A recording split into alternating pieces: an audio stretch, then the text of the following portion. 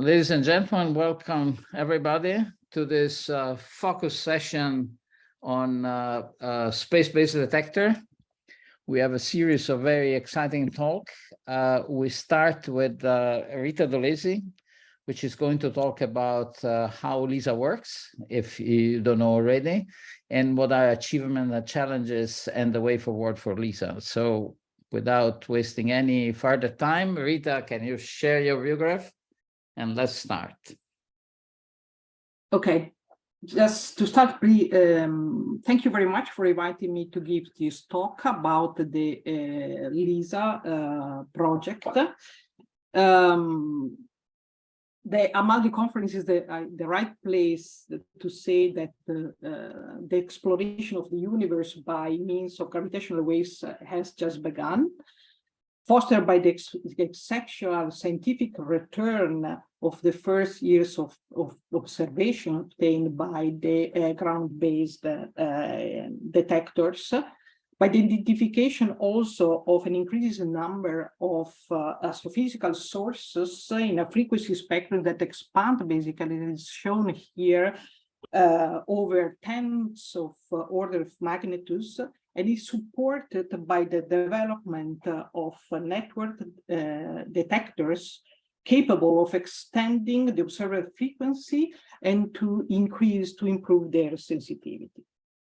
But the exploration of the universe by means of the observation of gravitational waves is well known that for terrestrial interferometer cannot extend to sub-hertz frequency because of the terrestrial gravitational noise. But in this range, we expect a rich variety of sources ranging from stellar mass binaries in our galaxy to the merge of supermassive black holes. And these sources will be accessible only from the space.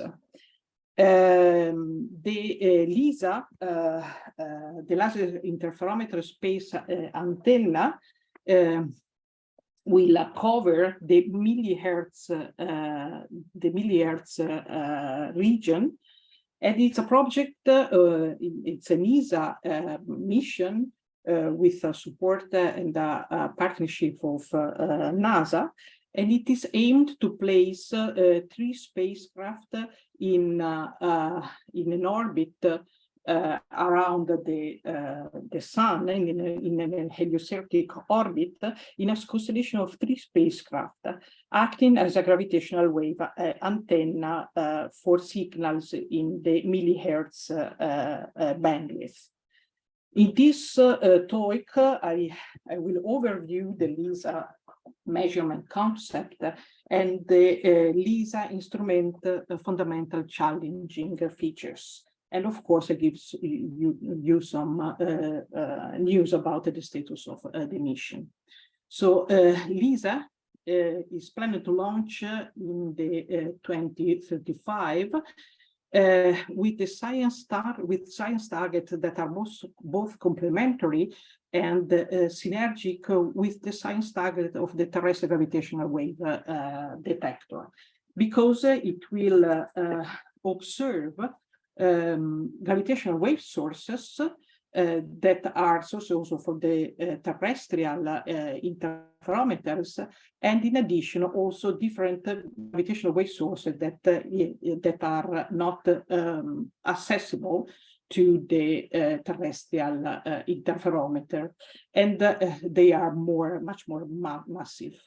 LISA will be able, in addition, to put out alerts to astronomical community to allow multi-messenger searches. The interest for this objective drives other efforts to construct and realize LISA-like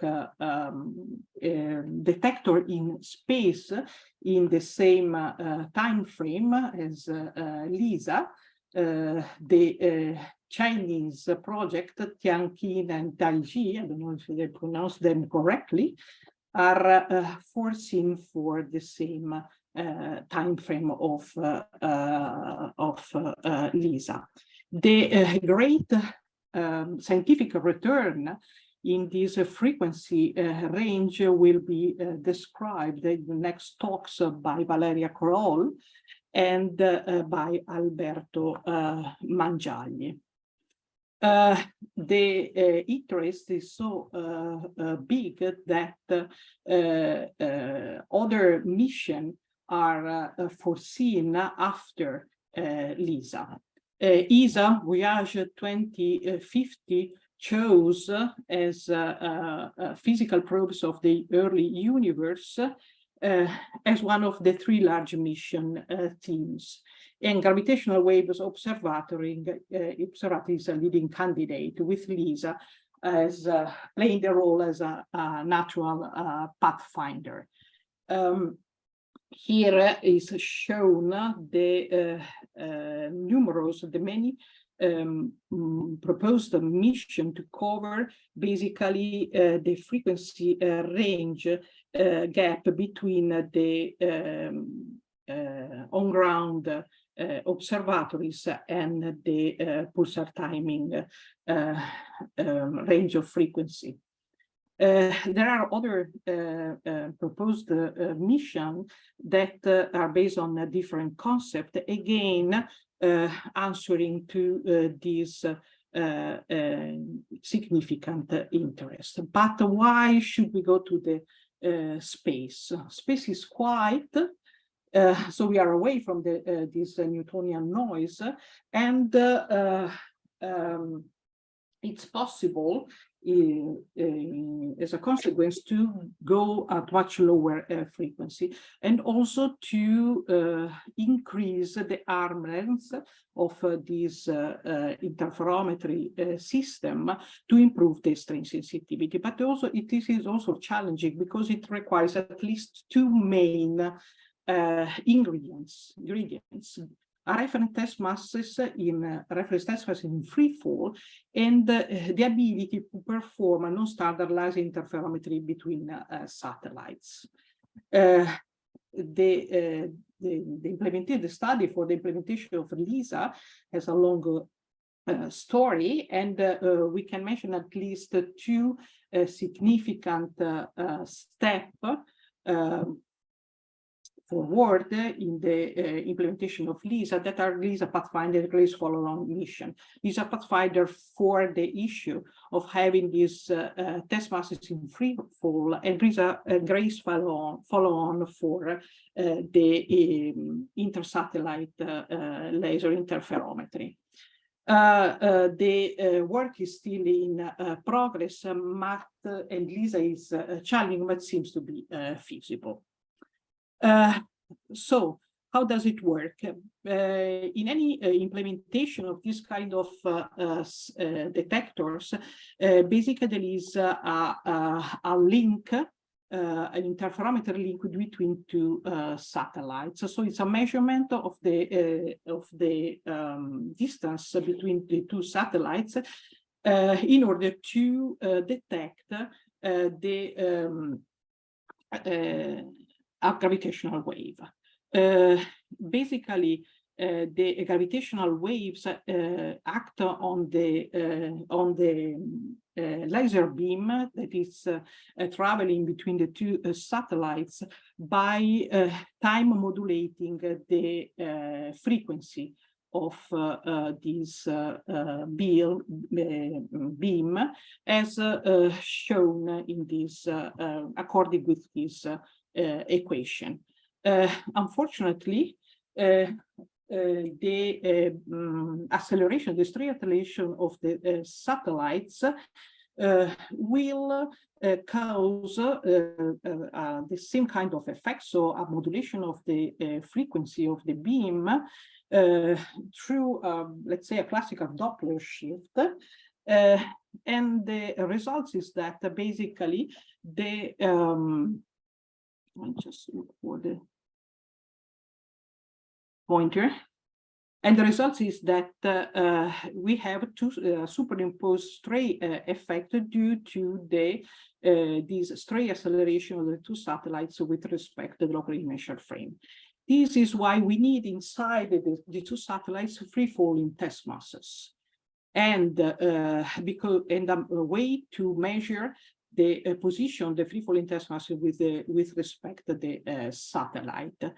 In order to do what? In order to subtract basically from the acceleration of the satellites, this acceleration of the test mass with respect to the satellites, and so to reduce our problem to the control of the test mass residual acceleration relative to the local inertial frame.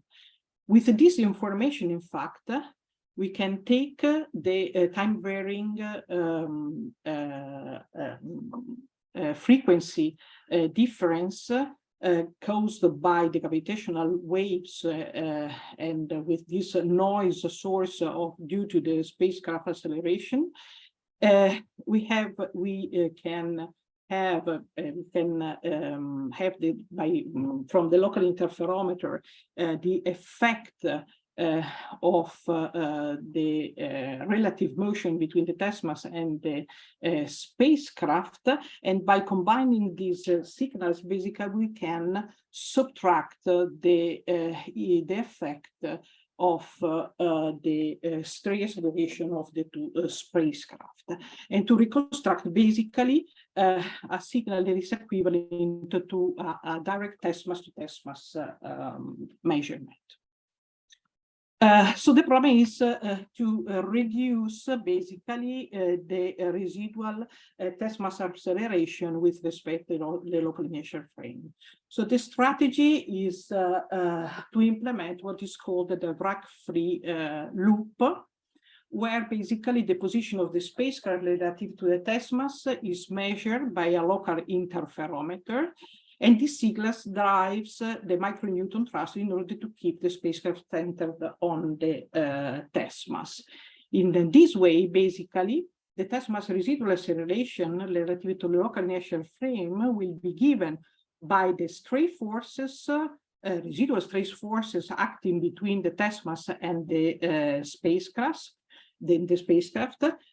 with a contribution given by the residual test mass jitter that give rise to a stray force through a spring-like coupling between the test mass and the spacecraft. The differential stray forces acting on test mass are then in direct competition at the end with the gravitational wave signal. There is a fundamental challenging feature. So, which are these properties of the instrument?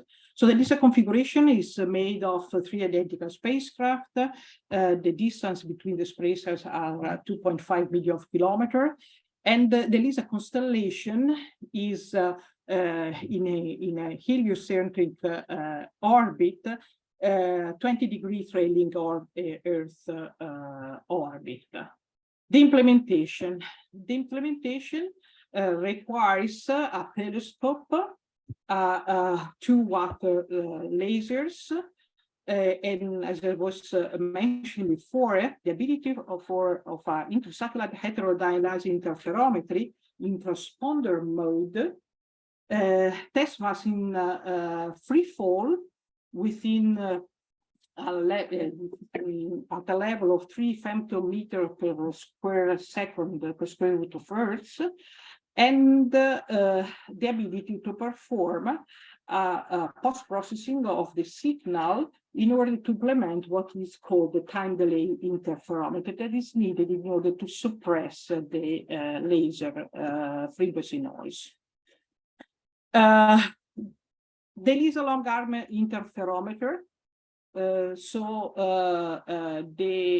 interspacecraft laser interferometry has been successfully realized in a Grace Fallon mission, but it has many similarities. But in LISA, it's more difficult because LISA needs to measure picometer over millions of kilometers at a frequency which is much lower, sub-millihertz, down to sub-millimeter frequency.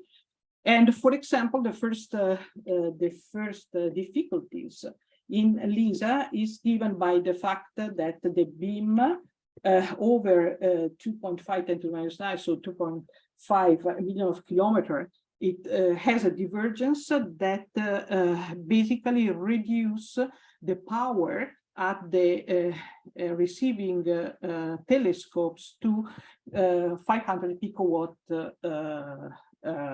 to 500 picowatt. This doesn't allow for a direct reflection of this beam, but it requires a transponder configuration. That means basically that one spacecraft emits the beam with a certain frequency, or two, the other spacecraft receives it, measures a phase, and send back a phase coherent copy towards the O1 satellites. And here it interferes the returning beam with the local beam and measure the bit frequency that we are interested in, that it brings the information about a traveling gravitational waves, unfortunately affected by several stray effects. Connected with its to reduce these stray effects is more difficult with respect similar configuration, interferometric configuration on ground, because the LISA constellation rotates quasi-region, quasi-equilateral. Because of the Keplerian dynamics and the secular Earth pole produce this, we have this variation of the triangular constellation. So the angle between two beams will change over the year by about 1 degree. We have the two spacecraft along the line of measurements that move with a velocity that is of the order of 10 meters per second, giving rise to, of course, to Doppler shifts that adds to the other phenomena that are producing changes in the frequency. And moreover, we have a change that between the change of the arm length so we have different unequal arm in this interferometer that changes in time. And this basically makes the frequency noise dominant without this time delay interferometry that is expected to suppress by several order of magnitudes this laser frequency noise.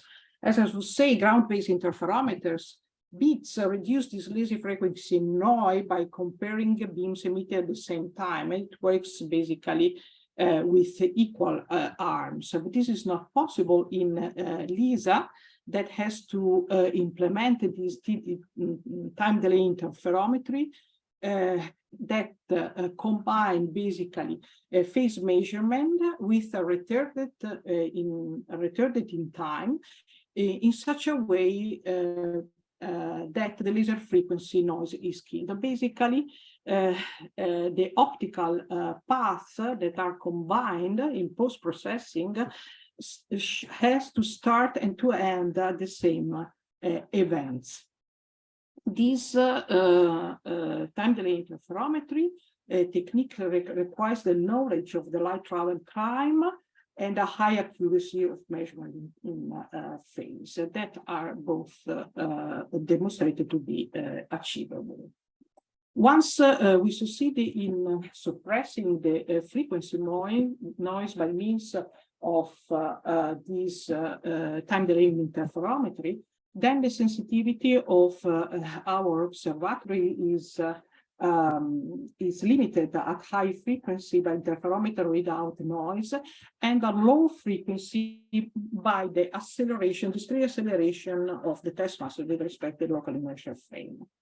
For this source of disturbance, so for this limit to the sensitivity of the LISA, the initial LISA pathfinders is a great step forward. How did we check the level of the free fall to be at the level needed for LISA?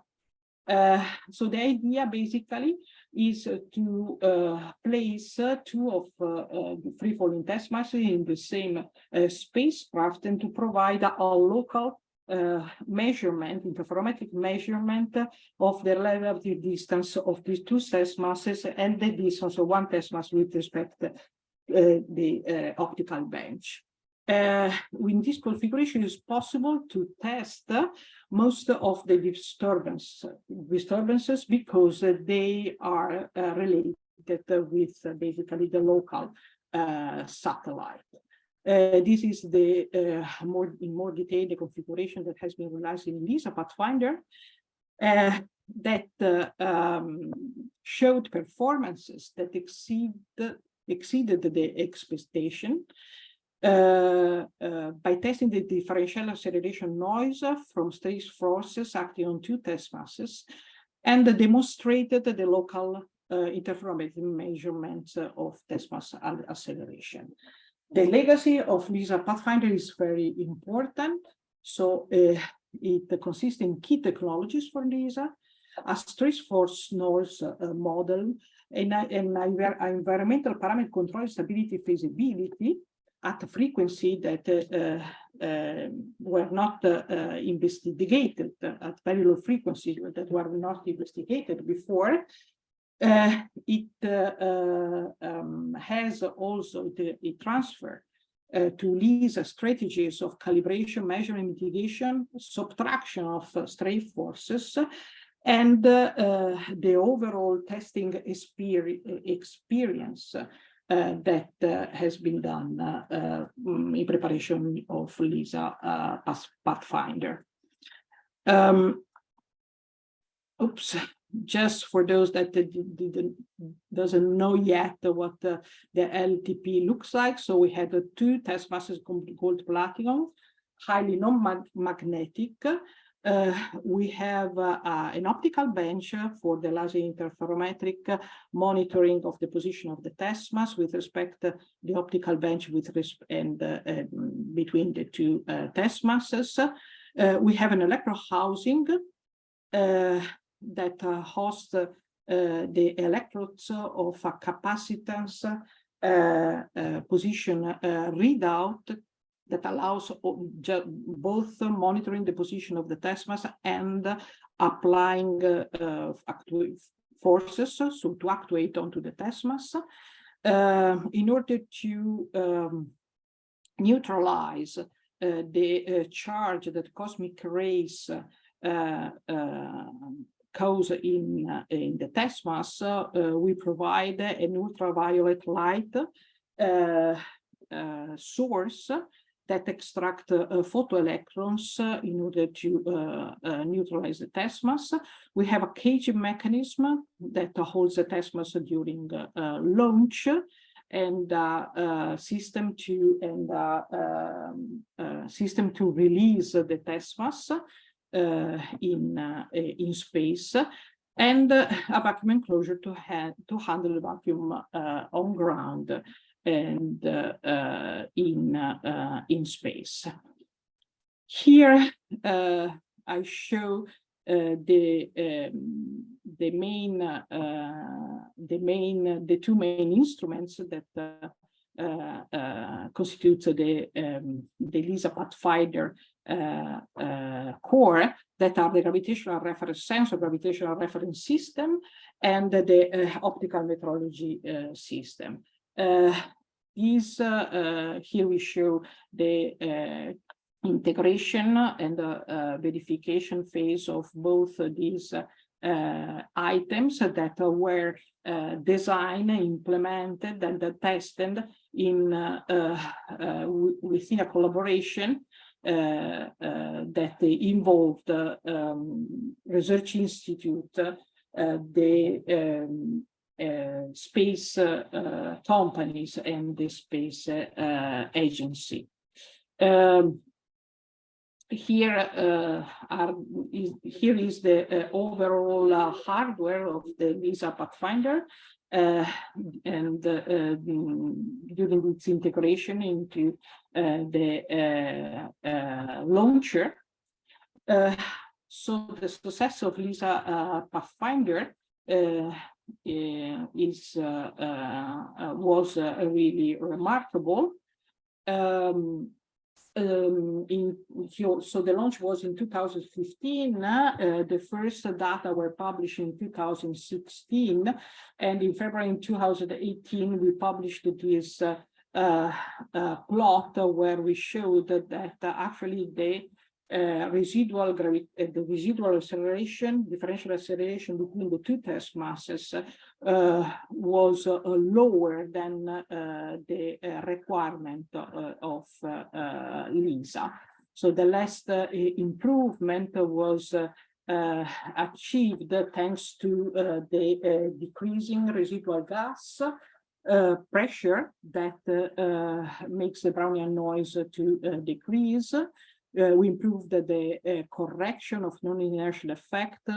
We decreased the actuation, and we improved the actuation calibration. And we were able also to fit away some source of noise at low frequency. So the aim of Pathfinder was not just to demonstrate that this residual differential acceleration was lower than the required number, the required level, but it was to understand which were the sources. So because we were required then to rebuild this system for LISA. So it was crucial to have a noise budget, and that was explaining the level of residual acceleration that we were detecting with LISA Pathfinder. Low frequency noise of LISA Pathfinder was not yet understood, but we are making significant progress in this direction. Is this enough? We need to consolidate the LISA Pathfinder results and to understand how to reproduce it robustly and to transfer this knowledge and this ability to LISA. Why it needs this needs some further careful work.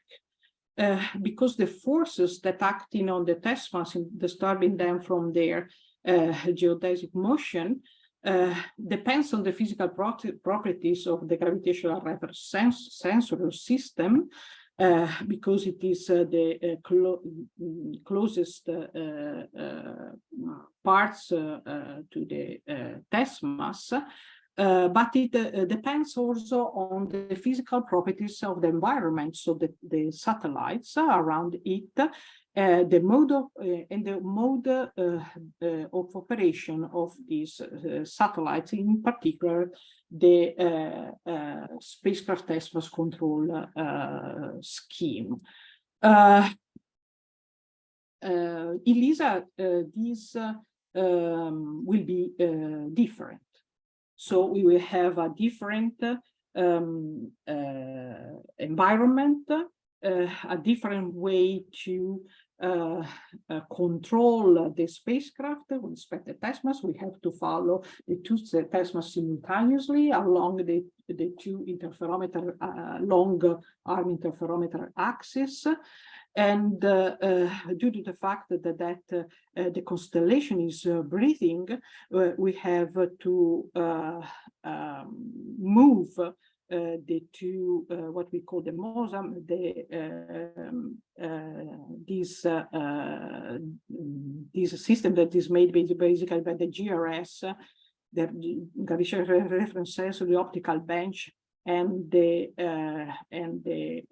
telescope. We have to adjust the angle between these two structures in order to orient the spacecraft to point the far spacecraft. Rita, 10 minutes to go.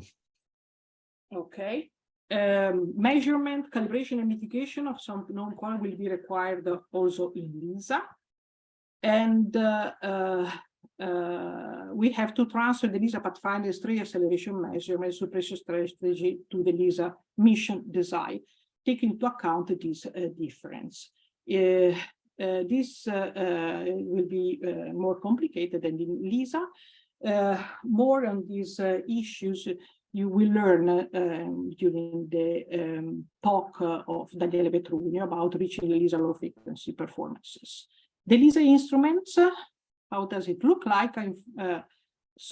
Here the images that I show you are not actual, real design of the current LISA instrument because we cannot show them being subject of a competitive studies between different companies. So this is just to show a very simple concept of how the LISA instrument is. So basically, we have the gravitational reference system with the test mass, the optical bench with the local interferometer, the measurement test mass to the optical bench position, the spacecraft to spacecraft interferometer that needs, of course, a telescope in order to capture and to send the laser beam to the other spacecraft. The LISA Pathfinder Gravitational Reference System will become basically the LISA GRS. This is thanks to the fact that the LISA Pathfinder was designed and flown to test the LISA freefall with LISA hardware. So this was designed in order to be ready for LISA. The implementation was successful, but still we think we have to consolidate and improve the performance of some items that constitute this GRS. In particular, basically, we have this is the so-called GRS head. In addition to GRS head, the gravitational reference system is made also by two other units that are provided by ETHC, so Switzerland, and this is a contribution from the United States. This is the capacity sensor, front-end electronics, that basically reads the capacity, that gives the readout, the position readout of the test mass with this electro housing surrounding the test mass, and allows for applying forces. And for LISA, maybe the main optimization with regards the actuation, the LISA actuation electronics. Another difference with respect to LISA Pathfinder will be a new test mass charge management device based on UV light produced by LED. This is used in order to extract photoelectrodes in order to compensate the effect of cosmic rays. And this is particularly interesting because it allows pulse illumination synchronized with the front-end electronics voltages to optimize the results of this system. We have a new ventil space duct to improve the reliability of 1 micropascal residual pressure requirement that guarantees to keep the Brownian noise low enough, and possible design improvements to reduce the in-flight anomalies experienced in Milli-Hertz pathfinder during the release of the test machine in space are under study. About LISA optical bench. This is another piece of the hardware that has been developed for LISA Pathfinder. Is very useful for also design and the implementation of the LISA optical bench. In the last LISA symposium, Johan Svission showed a new layout. It's a double-side optical bench that it's basically helps to reduce the tilt-to-length stray effects. So on one side, we have the LISA local interferometer that reads the Tesla spacecraft position. And then there is, on the other side, there is this long arm interferometer. As Johan was saying during this talk at the LISA symposium, significant effort is going to develop in the LISA Pathfinder design into something suitable for LISA, and not just for the fiber coppers as it's shown here, but also to introduce some elements, to improve some elements that are critical for mitigating different stray effects, as stray lights, the tilt-to-length coupling, and about this problem of tilt-to-length coupling and how to test strategies to suppress it. Alvise Pizzella will give a talk later. And the last but not the least, they developed a completely new strategy for fabricating these optical benches.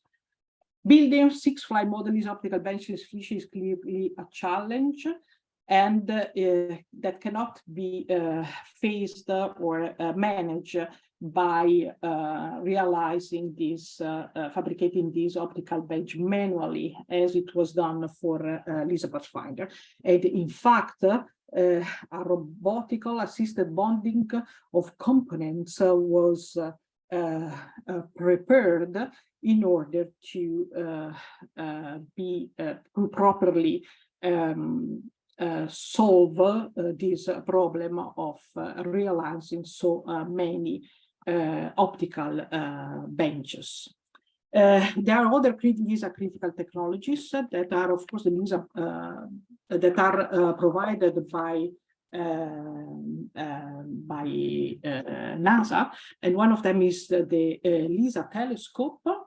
That is key technical challenges that requires particularly high stability of the optical path length. And here is shown the latest design and some of the part that already has been realized and are under test. As, for example, another LISA critical technologies, that is the laser system. Also, this one is a US contribution that is in progress and preparing to be ready for the mission adoption. In fact, this is our next next goal.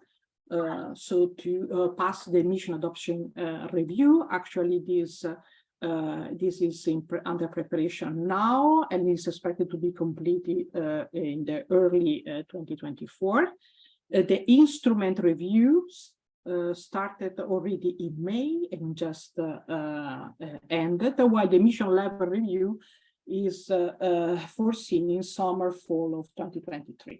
At the end of this, after the mission adoption, the competitive industrial study will end.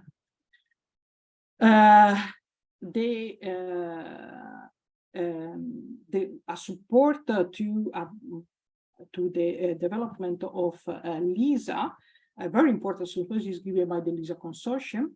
That is a large group of scientists from all over the world. Now the members are more than 1,600, and among them about 700 scientists are full members. That means that basically they have specific tasks to deliver for the mission. The LISA consortium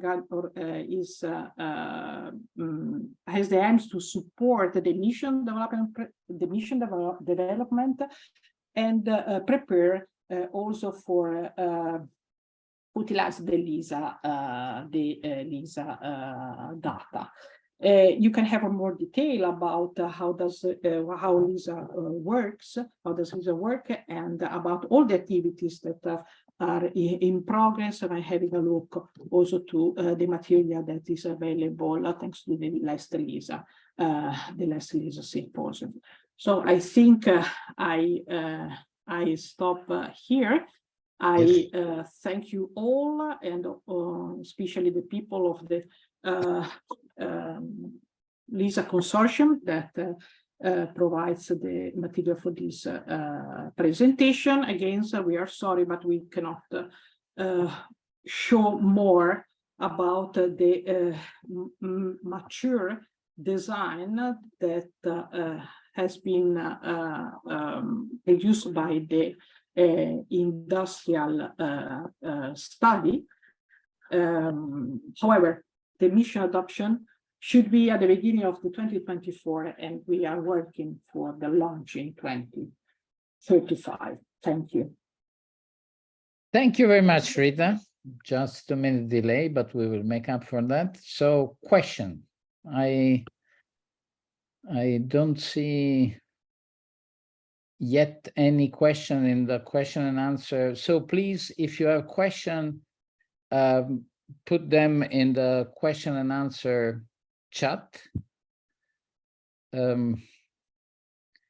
while people are thinking what are the most urgent question. So how was the instrument system review going? Did we pass it? I don't know if I'm allowed. I didn't see yet the formal report. I don't know if it has been circulated. So I don't have an official answer. I would say that we are confident, let's say, that we are in a good position, but I cannot give a formal answer. I don't know if you want to give a more formal answer. No, I know. Thank you. So we have a very interesting question from an anonymous attendee that says, are there any ways that undergraduate students can be involved with LISA? Of course, we are. So this is a good moment to join LISA. There are several tasks that can be interesting for young scientists related with the implementation of the hardware, not just with this, but with the realization of new testing facility, these that are needed in order to validate, to confirm the performances of different kind of performances of this system. And in addition, there are activities that are very important related with the simulation of the overall instruments. That it's a crucial tool in order to understand if the system will work properly.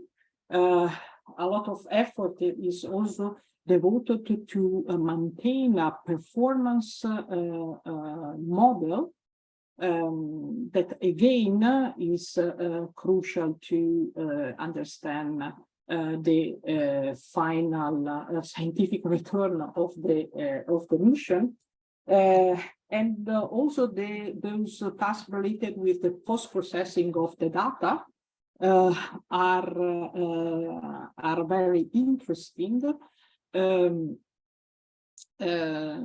and also the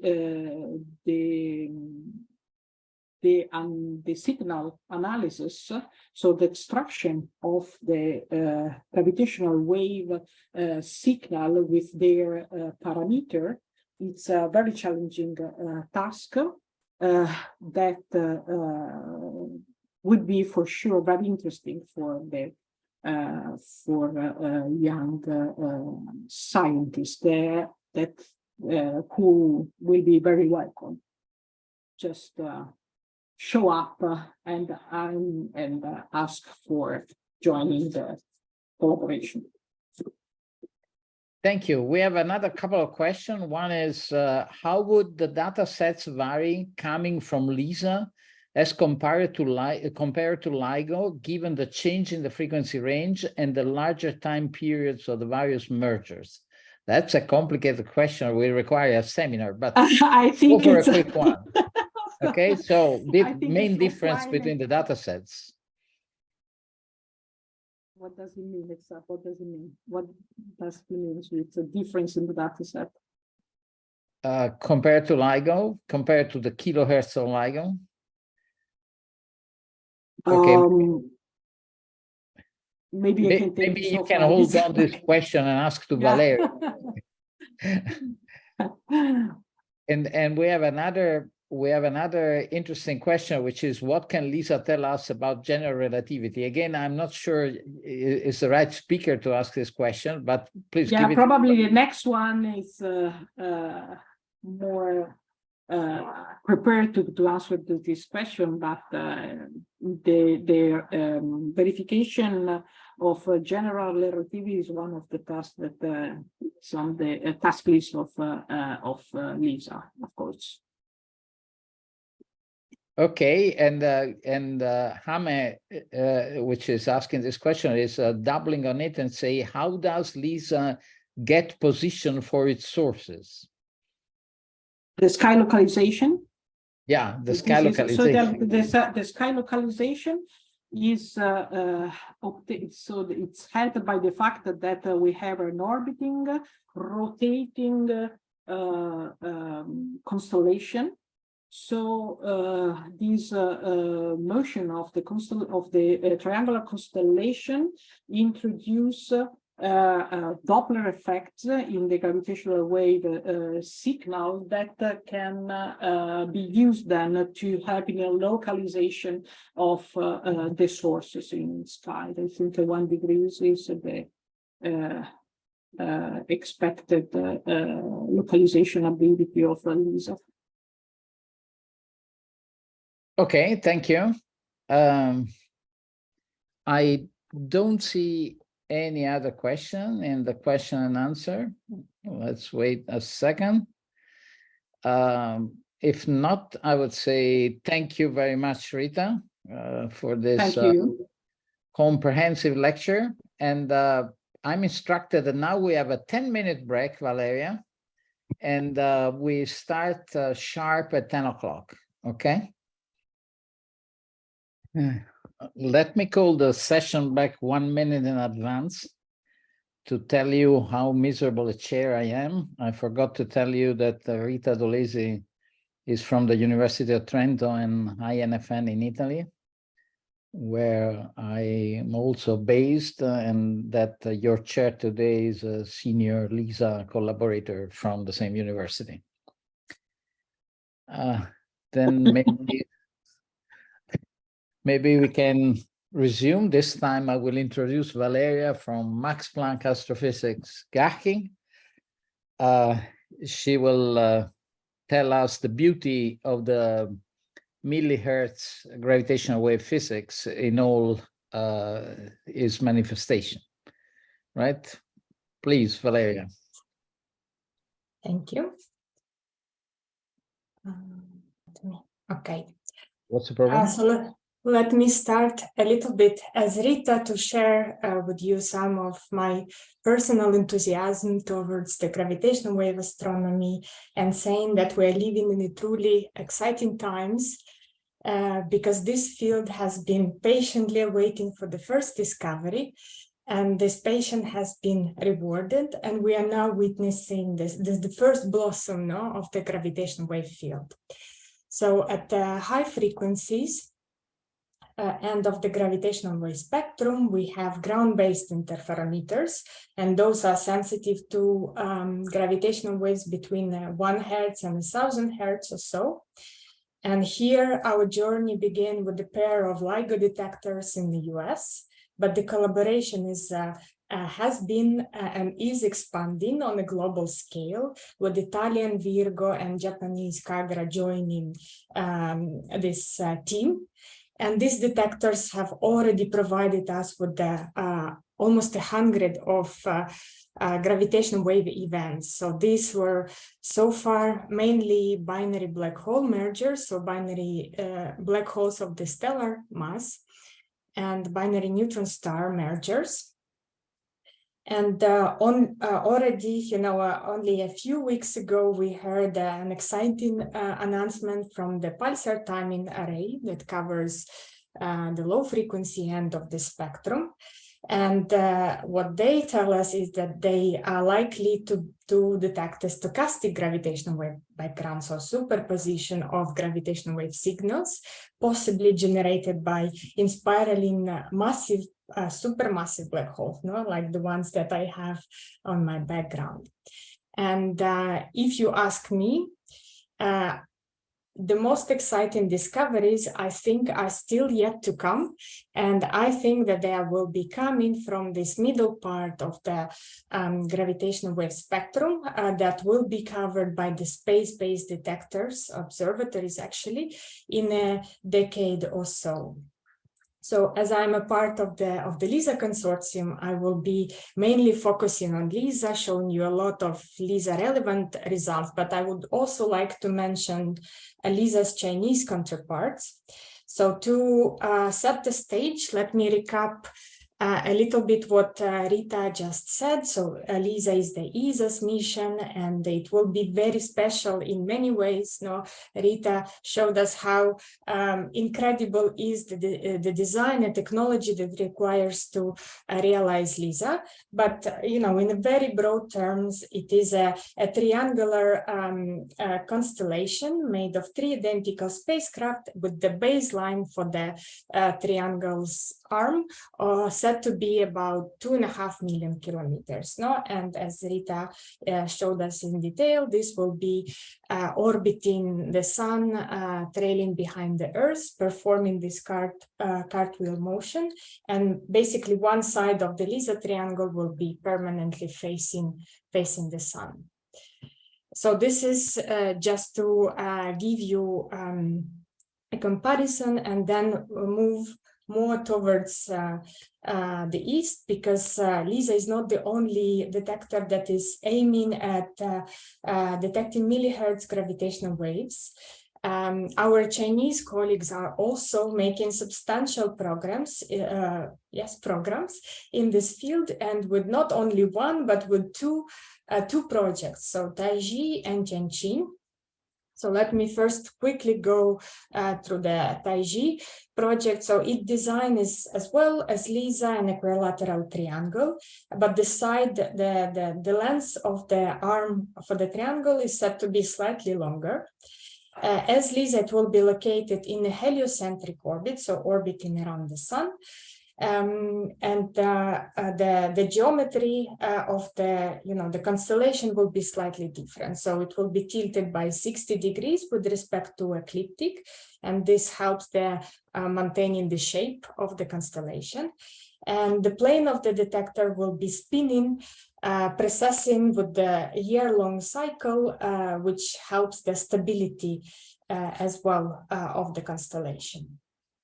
And if we now look at the Tianqin mission, this again uses an equilateral triangle, but it will be about 8 times smaller than LISA. And instead of a heliocentric orbit, it will be placed in a geocentric orbit. So this means that it will be easier to deploy, to communicate with, and to manage, but they will have to look more in detail into how to maintain the constellation stable, given the Earth's proximity, so the Earth's gravity and the Moon. And one solution to that is to keep the Tianqin triangle almost vertical with respect to the ecliptic, so that should compensate for at least for the effect of the Moon's gravity. And another unique aspect for the Tianqin is that it will be oriented towards what is expected to be a gravitational wave source in our galaxy. So this is a 5-minute it's an IMCVN system, so a system made of 2 white dwarfs, which is called HM Cancri. And I think that this choice has been made by the Tianqin team even before the first LIGO detection. And so they wanted to orient the detector optimally to a guaranteed, what we expect to be guaranteed gravitational wave source. So I think that what justifies their choice. And now we can look a little bit at the comparison of the sensitivity of these detectors in the characteristic strain, which is the quantity proportional to the amplitude of gravitational waves and the frequency. And here different lines represent sensitivity curves of different experiments. So we have again at low frequencies pulsar timing arrays, and at high frequency, we have an advanced LIGO design. And here in the middle, we see LISA in green, Taiji in orange, and Tianqin in magenta. So as LISA and Taiji are more similar between each other, you can see that their sensitivities are also quite similar. But Tianqin, with a little bit distinct design and orbit and smaller detector arms, shifts its sensitivity shifts more towards centihertz regime, so a little bit higher with respect to LISA and Taiji. And we can also observe this little bump for both LISA and Taiji, and this is an additional noise component. So in addition to those noises that Rita explained to us, LISA and Taiji will be affected by the superposition of gravitational waves from the galactic gravitational wave sources that will form a confusion for a ground signal. And this is what this bump represents. So as Tianqin sits a bit towards the right, it is not expected to have this additional noise contribution from the galaxy. And all of these 3 detectors are scheduled for 2030, which for me as an astronomer opens an exciting opportunity for having not just 1, but 3 interferometers in space, which hopefully will collaborate together. And so we will be able to get better source characterization, much like the network of the ground-based detectors. So let me now justify a little bit why there is all this attention with the three space missions targeting the same frequency regime. And this is because of the variety of gravitational wave sources that is yet to be discovered at those frequencies. So here we are looking again at the strain sensitivity versus gravitational wave frequency. So here all the colors, points, different shades represents the variety of Milli-Hertz gravitational wave sources. And as a comparison, you have the LISA noise curve in green, and the black one is showing you the additional noise from our own galaxy. So staying on the galaxy, these points in the middle of the Milli-Hertz regime are compact binary stars, so with orbital periods shorter than about an hour, made of white dwarf neutron stars and black holes that are, surrounding us, that are Milky Way gravitational wave sources. And of course, this open, you can see how many of the points are in there. We expect tens of thousands of sources that are, these are very challenging to see with the electromagnetic telescopes because they are either too dim or they are not emit light at all. And so the Milli-Hertz detectors are opening an opportunity for surveying these binaries in our own galaxy and to use them not only for study information and evolution of compact binary stars, but also to study our galaxy as a whole. And this colored lines that are crossing the Milli-Hertz band are evolution track of the massive black hole binaries. So black holes from 10 to the 10 to 10 to the 4 or so solar masses. The Milli-Hertz detectors can see them at up to very high redshift, way beyond the redshift accessible with electromagnetic telescopes. And again, it opens an opportunity for surveying these sources through the, the entire universe and different cosmic epochs.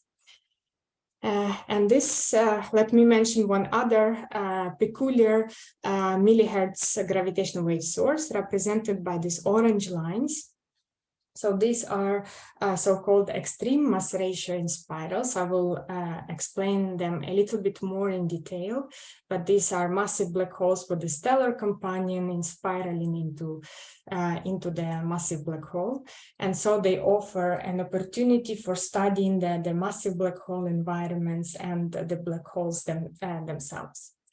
So now I mentioned only the astrophysical sources, and these are more unique to the Milli-Hertz band. But of course, we also expect all sort of, cosmological sources and even performing studies of the, expansion of the universe using gravitational wave sources as standard sirens, as in analogy with standard candles that we use in electromagnetic astronomy. And we, of course, expect to see, or we wish to see something that we don't expect, that would be also truly exciting. So let me now go a bit more in detail through each of those first three sources that I mentioned, starting from our own Milky Way. So the first point that I would like to mention is that, in our Milky Way, we already have guaranteed Milli-Hertz gravitational wave sources. So these are mainly binary white dwarfs and neutron stars, and they are guaranteed because we already observed them with electromagnetic telescopes. So we can measure their binary parameters like the orbits and the mass, and we can even do more and indirectly measure how much of the orbital energy is emitted via gravitational wave radiation by these binaries over time. And this is what the plot on the right is showing you. So here we are monitoring a change in the binary orbital period. So this is a quantity shown on the y-axis as a function of time. So at different in different years, coming back and repeating the measurement of the binary orbital period. And you see that it decreases as the time progresses, and this decrease follows exactly what is expected from the general relativity. So that is an analogous plot to the famous plot made by Hulse and Taylor, that was awarded the Nobel Prize. That was the first indirect measurement of gravitational waves. But this plot is made not for binary pulsar, but for a binary white dwarf with a 7-minute orbital period. So even more extreme than the 2-hour Hulse and Taylor binary pulsar. And by now we have collected already a few dozens of these binaries. We continue measure their parameters, improving over time. And so we can estimate already ahead of the LISA mission what will be the amplitude of the gravitational waves. And so that we can place these binaries on this characteristic strain frequency plot with respect to the LISA noise curve.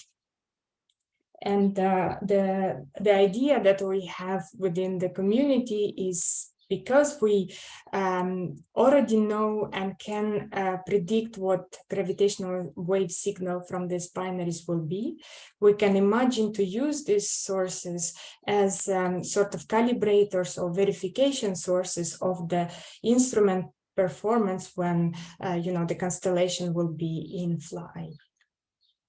So this is what we see and know now, and this is what an instrument like LISA promises us to reveal. So here again you see characteristic strain versus frequency, and all the colored points here represent the variety of double compact objects. So for your reference, the orange stars are the known binaries, so the ones from the previous plot. And you can notice that the dominant color here is yellow. So these are binary white dwarfs. So both components are white dwarf stars. And they are the most dominant Milli-Hertz gravitational wave source because of two reasons. So the first one is the initial mass function, which prefers low mass white dwarf progenitor stars versus higher mass progenitors of neutron star and black holes. And so they are more numerous simply because of that. And in addition, we also know that low mass stars, they evolve on a significantly longer time scale. So sometimes it can take the whole age of the galaxy to form a white dwarf. And so that, these sources are numerous and present in our galaxy at all times, and they are very abundant because of that. So the next source that we have here in terms of a number are the spin points, which are white dwarf neutron stars. And again, they are the second most numerous source because of white dwarfs being favored from the star formation viewpoint. We also expect those blue circles that you may not see very well, but we also expect a bunch of double neutron stars. And the dark blue are the neutron star black holes and binary black holes that are those in our galaxy. So they are similar to the binary black holes that LIGO can see, but at the wider separation, so at the orbital periods of ours. And so let me summarize. why this source, even if being, just ordinary stars in our galaxy, but in binary systems, why they are exciting Milli-Hertz gravitational wave sources. So first of all, they are guaranteed. As we will turn on our detectors, we know at least a bunch of these sources will be there. You can see from this plot, they are expected to be numerous. We can use them as verification sources for those that we can measure parameters ahead of our gravitational wave detectors being operational in the sky. And again, we can survey these binaries all the way through the entire galaxy. And this is very challenging to do with electromagnetic telescopes. To highlight the fact that we can use this sample as a survey and to be able to reconstruct the underlying population of these observed binaries. Here I've selected a few quantities that we can measure almost directly or almost directly from gravitational wave signals. So the frequency, the merger time, so how long does it take for the binary to merge from the frequency that we observe, and the chirp mass. So the chirp mass is the combination of the binary component masses, and this is what we can measure from gravitational waves, as you may know from the analogy with the ground-based detectors. So here the light blue histogram is showing you the underlying population, and a little bit darker blue shows you the detectable population with the Milli-Hertz detectors, while the red line is showing you how well or our best attempt into reconstructing the underlying population based on the mock observations. And we did this exercise using Bayesian inference techniques. So you can see for yourself that the frequency and the merger time can be reconstructed extremely well. And I would like to highlight, for instance, focusing on the frequency, you see that the dark blue histogram follows the light blue up to a few millihertz. This means that our detectors are capable of recovering all the binaries that we put in up to that frequency. So this is in terms of orbital period down to periods like 20 or so minutes. And if we look into the chirp mass, again, you see that we can reconstruct the distribution up to at least a certain m. And then, here we showed only the proof of the principle, but if one does more informed Bayesian inference, this tail can be also reconstructed. And this is my favorite plot. So here I'm showing you just where we can observe this galactic gravitational wave sources. So these are all colored points on this plot that are overplotted on top of the Milky Way representation. And you can see that basically the surveys like LISA has the potential to discover Milli-Hertz gravitational wave sources all across the galaxy, covering the central part. This is typically challenging with electromagnetic telescopes because of the dust and crowding, and you can access this region only in the infrared. And we will be able to do that also in gravitational waves. And a few of the recent studies looked into how well we can then use this, the density distribution of gravitational wave sources in our galaxy to constrain the shape of the Milky Way. So here I'm quoting the results on how well we can constrain the shape of the disk and the bulge. And the central bar. So these are the measure baryonic component where we expect these sources to be.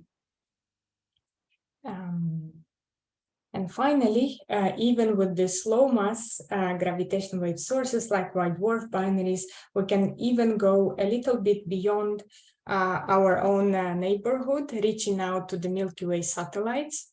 So here we are looking at the sky map in ecliptic coordinates.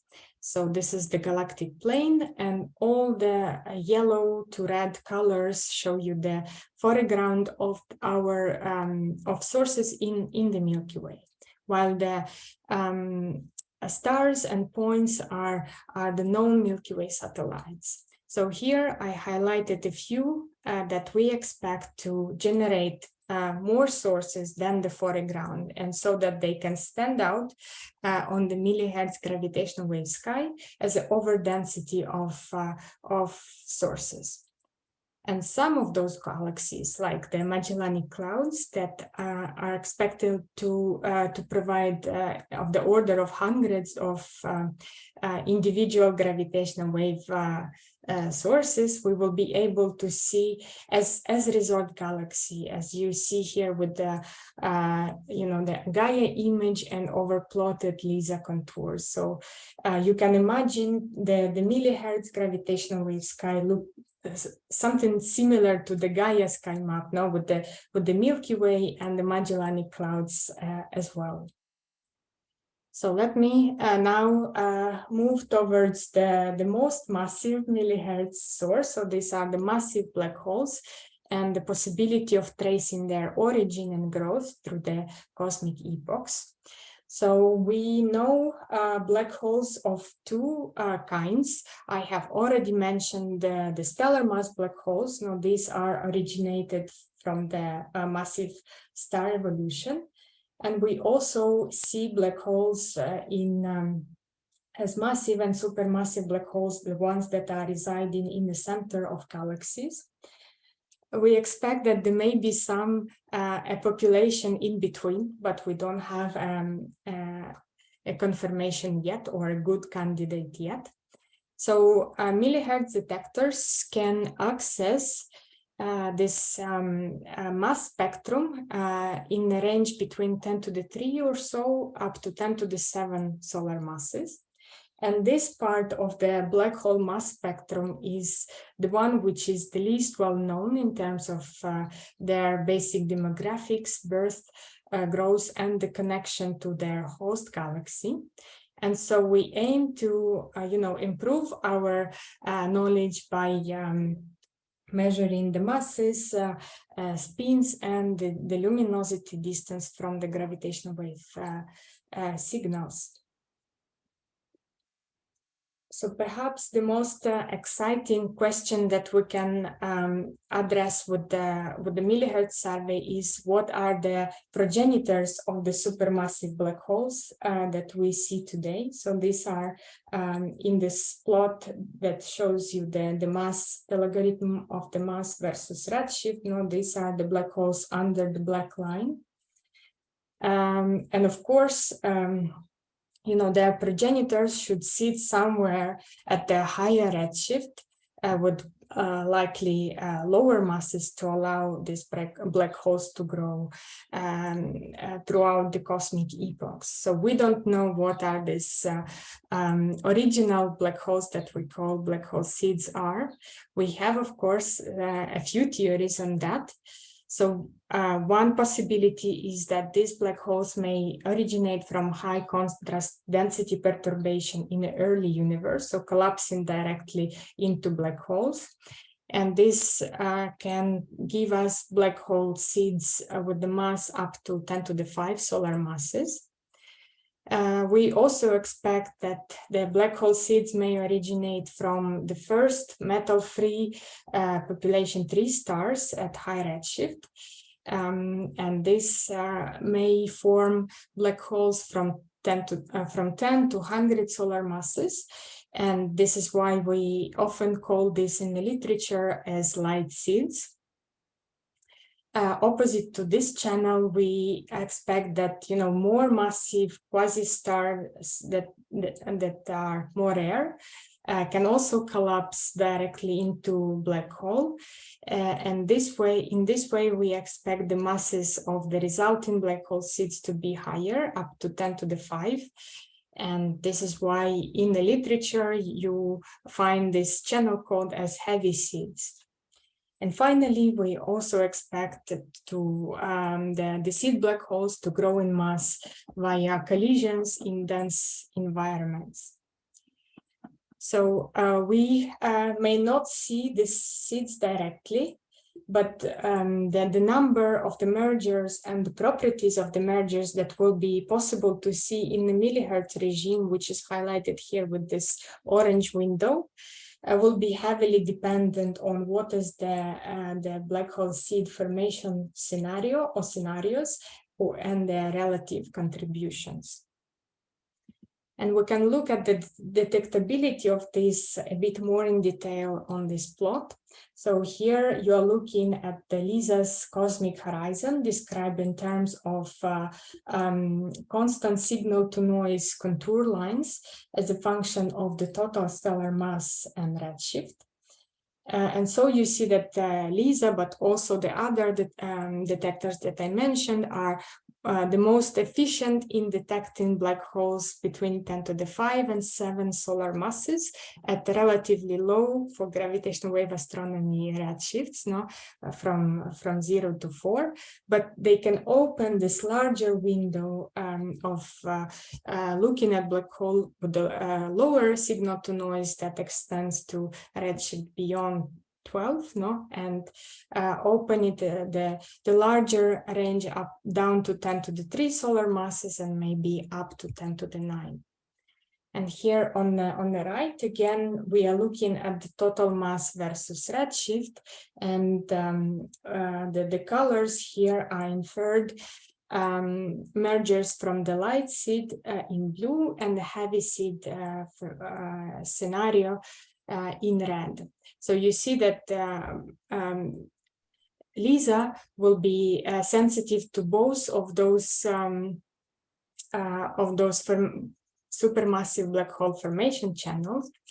And in addition, we also show you here the contours for the number density of the known AGN, so active galactic nuclei and quasars, that we know from electromagnetic observation. So altogether, putting gravitational wave detectors in the Milli-Hertz regime and electromagnetic detectors, we can cover the full mass range from 10 to the 3 up to 10 to the 10 solar masses. Valeriya, 9 minutes go. Thank you. So I have to speed up. Let me mention that the number of these massive black hole mergers that we can see in Milli-Hertz regime, of course, depends on the seeds, black hole seeds, but also on how the seeds grow throughout the universe.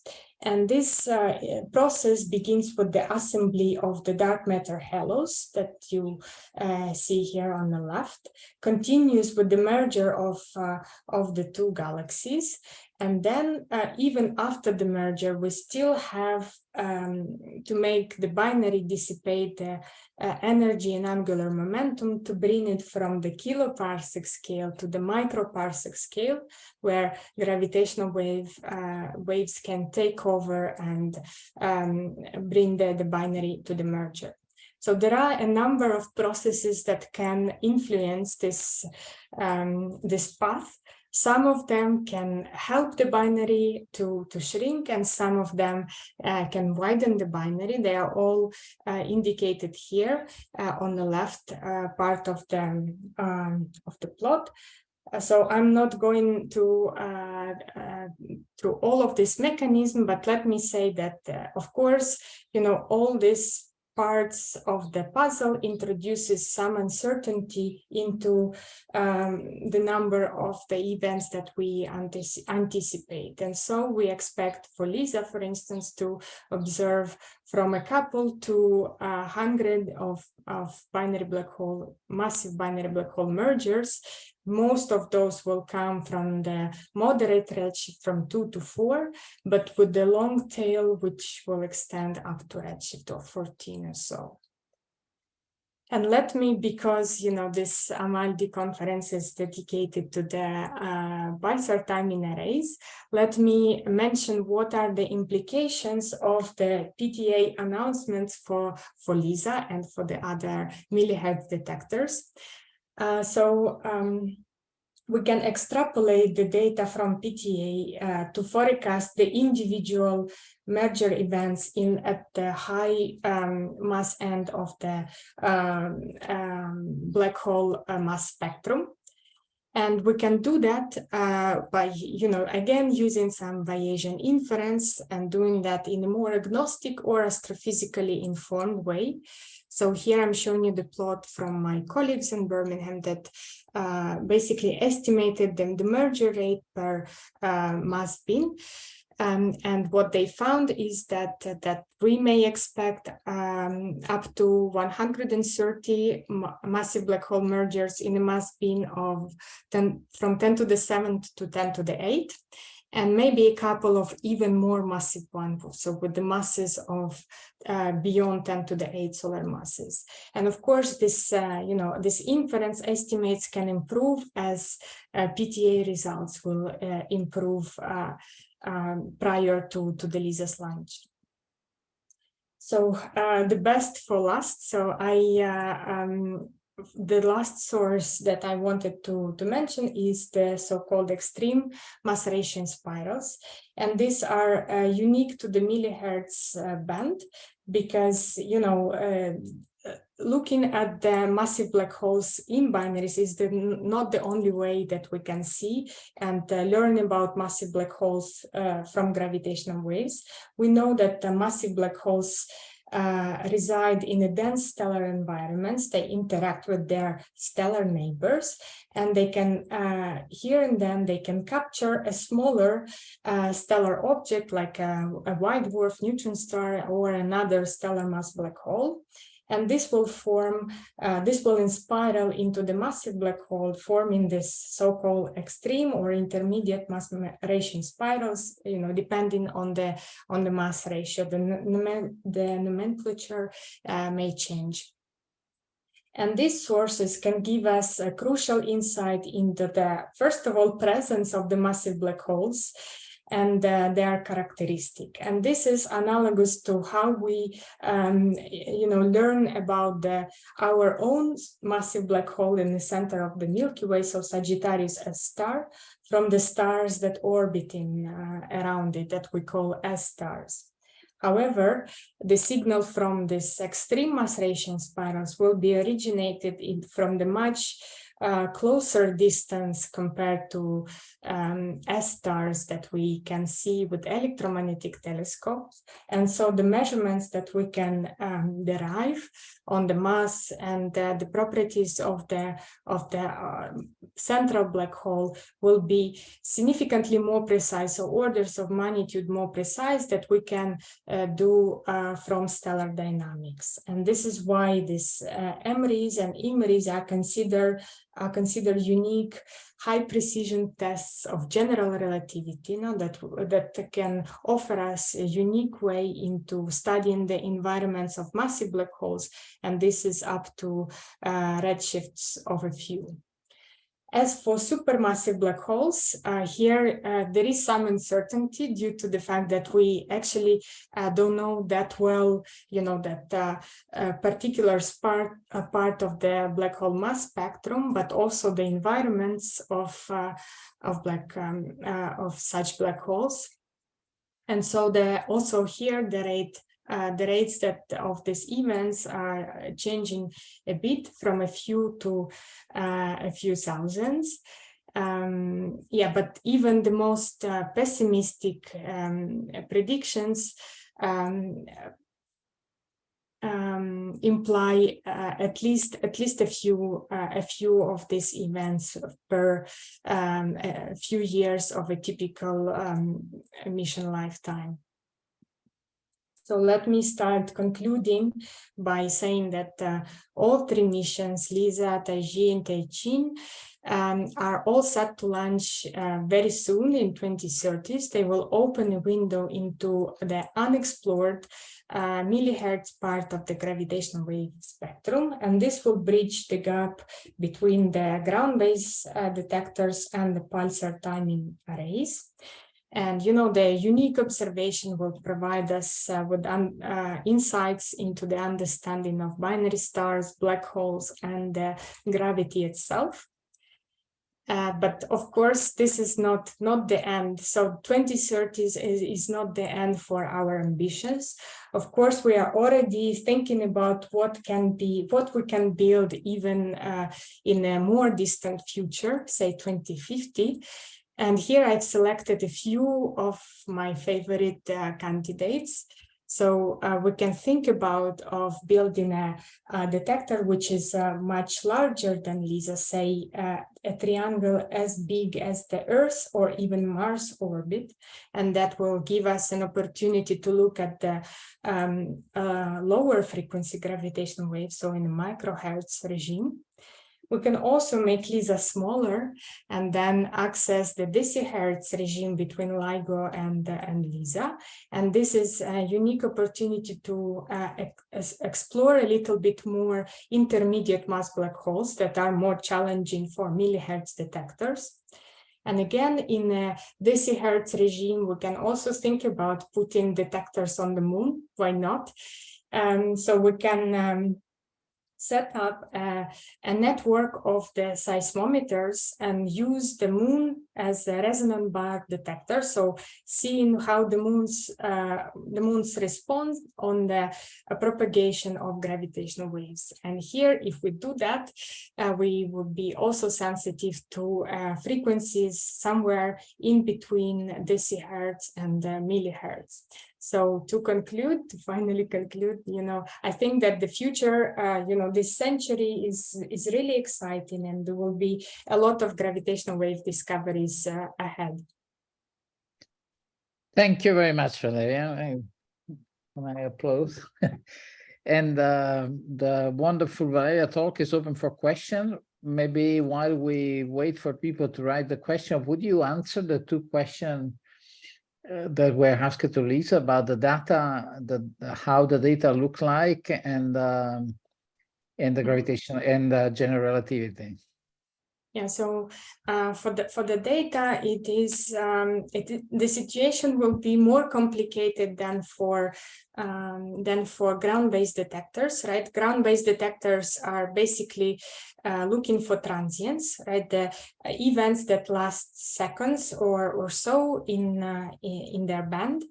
Here in the Milli-Hertz regime, we have the variety of sources that may be transiting, like supermassive black holes, but on the time scales of years or so, depending on the mass. We can have persistent gravitational wave sources, like the binaries in our own galaxy. And we can have more complex, more varying sources like MRIs, because if you remember, the representation of the orbit was very complex, and so the frequency and the shape of the signal may change on years, you know, may last a year or so, and may change significantly throughout. So all this will be present in the data simultaneously. And, you know, instead of having like individual, you know, single voices and as at high frequencies, we will have all this, you know, mix up the choir of gravitational wave sources, all a bit different between each other. And this, of course, will be a big challenge from the data analysis point of view, because we will have to disentangle all of these different sources. And we want to do this very well, so separate all the sources from each other, because our ability to do so will, you know, will affect how well we can see the rest, and also cosmological sources that will be present in the data as foreground. So we want to remove all the astrophysics all the resolved sources to be able to access cosmology as well. So in the LISA consortium, we have a dedicated team that works on the data challenge problem. I think that you can, even without being part of the LISA consortium, one can sign up by Googling mock LISA data challenges. And, you can see, some of the different data sets that are proposed to be there, and different teams are submitting their pipelines to test how well they can reconstruct the different data challenges. Thank you. Maybe we can postpone the one on general relativity, because I have a few questions. And the first is from Johan, which is thanking you for the amazing talk. And he's saying, if I'm not wrong, the white dwarf binary system will form a background in LISA data. So how does LISA plan to disentangle these signals? Yeah, so this black line is the overlapping signals of white dwarf binaries at the lower frequency end. So the colored points are white dwarf binaries that we can individually resolve. And these ones are the ones that just overlap, forming the foreground. And the idea, it is related a little bit to the data challenge problem. The idea is that we fish one by one, starting from the most bright or loud events. So this will be monochromatic signals, because they are in spiraling on a very long time scale, so a million of years. And effectively for LISA, this is almost a monochromatic source, because LISA will observe them only for a few to several years. And so we can start removing this these binaries will be effectively like in individual lines on this plot. Here we are plotting them as points for for simplifying the picture. Starting from the loudest one, we can remove and iterate the process until we reach the end, where this overall spectrum of the monochromatic sources sort of there is nothing left to remove. And this is basically what has been done here for this plot as well. So we had a mock galaxy made of white dwarfs only, and this is how we separated these two. So the foreground that we see here corresponds to the population that we injected in our data analysis pipeline. Thank you. And then I have one from Christopher that says, for your results, I'm not sure I understand the question, so I read it. For your results reconstructing the underlying stellar population of the Milky Way, how do you map from resolved to estimated? Are you assuming a population model, some power law, etc.? Do you understand the question? That's reassuring. I don't.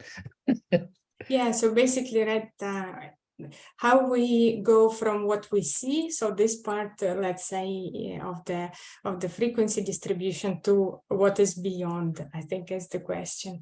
And yes, so we can but the frequency is sort of easy. We know it is a power law, because in this regime of very short orbital periods, these binaries are just sitting and slowly shrinking due to gravitational wave radiation. And that happens as a power law, as a frequency to a certain power. So here we know that what we should look for, but for instance, for quantities like the chirp mass, it may not be as as simple, because we don't know what masses, even if we start with a certain IMF. These binaries are interact several times, they exchange mass, and so when they reach to the LISA band and this very short orbital periods, we don't know what their masses may be. And in this case, we can we can postulate, some shapes based, for instance, on the binary population synthesis models, and these are codes that take binaries from main sequence and they evolve them to whatever stage you would like, providing you what are the properties of the binaries, the frequency, period, the masses as well. So we can, test some distributions based on those results. Thank you. And then we have an anonymous question that says, does Lisa work on the CMBR, that I think is the cosmic wavefront polarization end, or are there any plans toward this end in the future? Well, I'm actually studying stars, so I'm not cosmologist. I don't know if Lisa work on anything, but right, when we look at this plot, we have the CMB experiments sitting at the significantly lower frequencies. So maybe that's, helps a little bit the person who asked the question, but for this part, I'm really not an expert, so I won't attempt to give you a reply. But one can say that the standard inflation roll-off will not be detectable by Lisa, and Lisa looks for other sort of cosmic background like strings and things like that, right? Yeah, that's for sure, yeah. Okay, then there is the last one, I think, actually, which is complicated because it's political, and says from Benjamin Steltner, thanks for the nice talk. Are there any plans on how the data will be released? Daily, yearly? And what is the plan for public data release? This is an intricate question because it's still under discussion, but please try. Yeah, so as Stefano says, right, and Rita also said this, that we are now preparing for the mission adoption, and this is exact time where, these details like the data releases and partnerships are decided. So literally, these points are discussed now, but I think that there are some trends emerging from the discussions that we would be safe to mention, right? So there is a tendency now in astronomy in general to work more towards the open data. So many of the observatories are aiming, or especially electromagnetic observatories, many of them have release data as they collect them. So ideally, of course, in 2030s, we would like to, the world to be fully open data, so everybody from all backgrounds and countries can access this amazing science. But of course, we should also think that LISA is a mission that will be it's a first of its kind. So we don't know what we will see as we turn it on, and there will be for sure some period reserved for understanding that we actually are seeing something reasonable that we can work on astrophysics from that catalog. So I think that it's fair to say that we work towards something which is more like an open data, but there will be a period in which the quality and of the data should be assessed carefully, because this is an this will be the data that we haven't seen before. Yeah, thank you. And the fork daily, yearly, it's yearly, it's not daily. It will be yearly. How often we'll see. Thank you very much. I'm afraid we have to stop here. So I would encourage Sumi and Jan to send their question directly to Valeriya by email or through this Oxford mechanism that I am not familiar with. So we now have a break of 8 minutes and we reconvene at 11. Okay, thank you very much. Thank you for the talks and the question. So I think we can resume the session. And now we have 3 shorter, but not least important talks. The first one is from Alberto Mangiagli from Astroparticule and Cosmology in Paris, who's going to tell us about massive black hole binaries with Lisa, go a little bit more in detail with multi-messenger prospect and electromagnetic counterpart. Alberto, I will give you a warning 3 minutes before the end of the time, okay? Okay, fine. Thank you, the floor is yours. Okay, so hi everybody. Thanks Stefano for the introduction. So let's just start asking ourselves what are massive black hole. I think that we are all familiar with the idea, but just to be sure that we are all on the same page. Well, massive black hole are black hole, let's say from 10 to the 4, 10 to the 5 solar masses up to the really massive object of 10 to the 9, 10 to the 10 solar masses.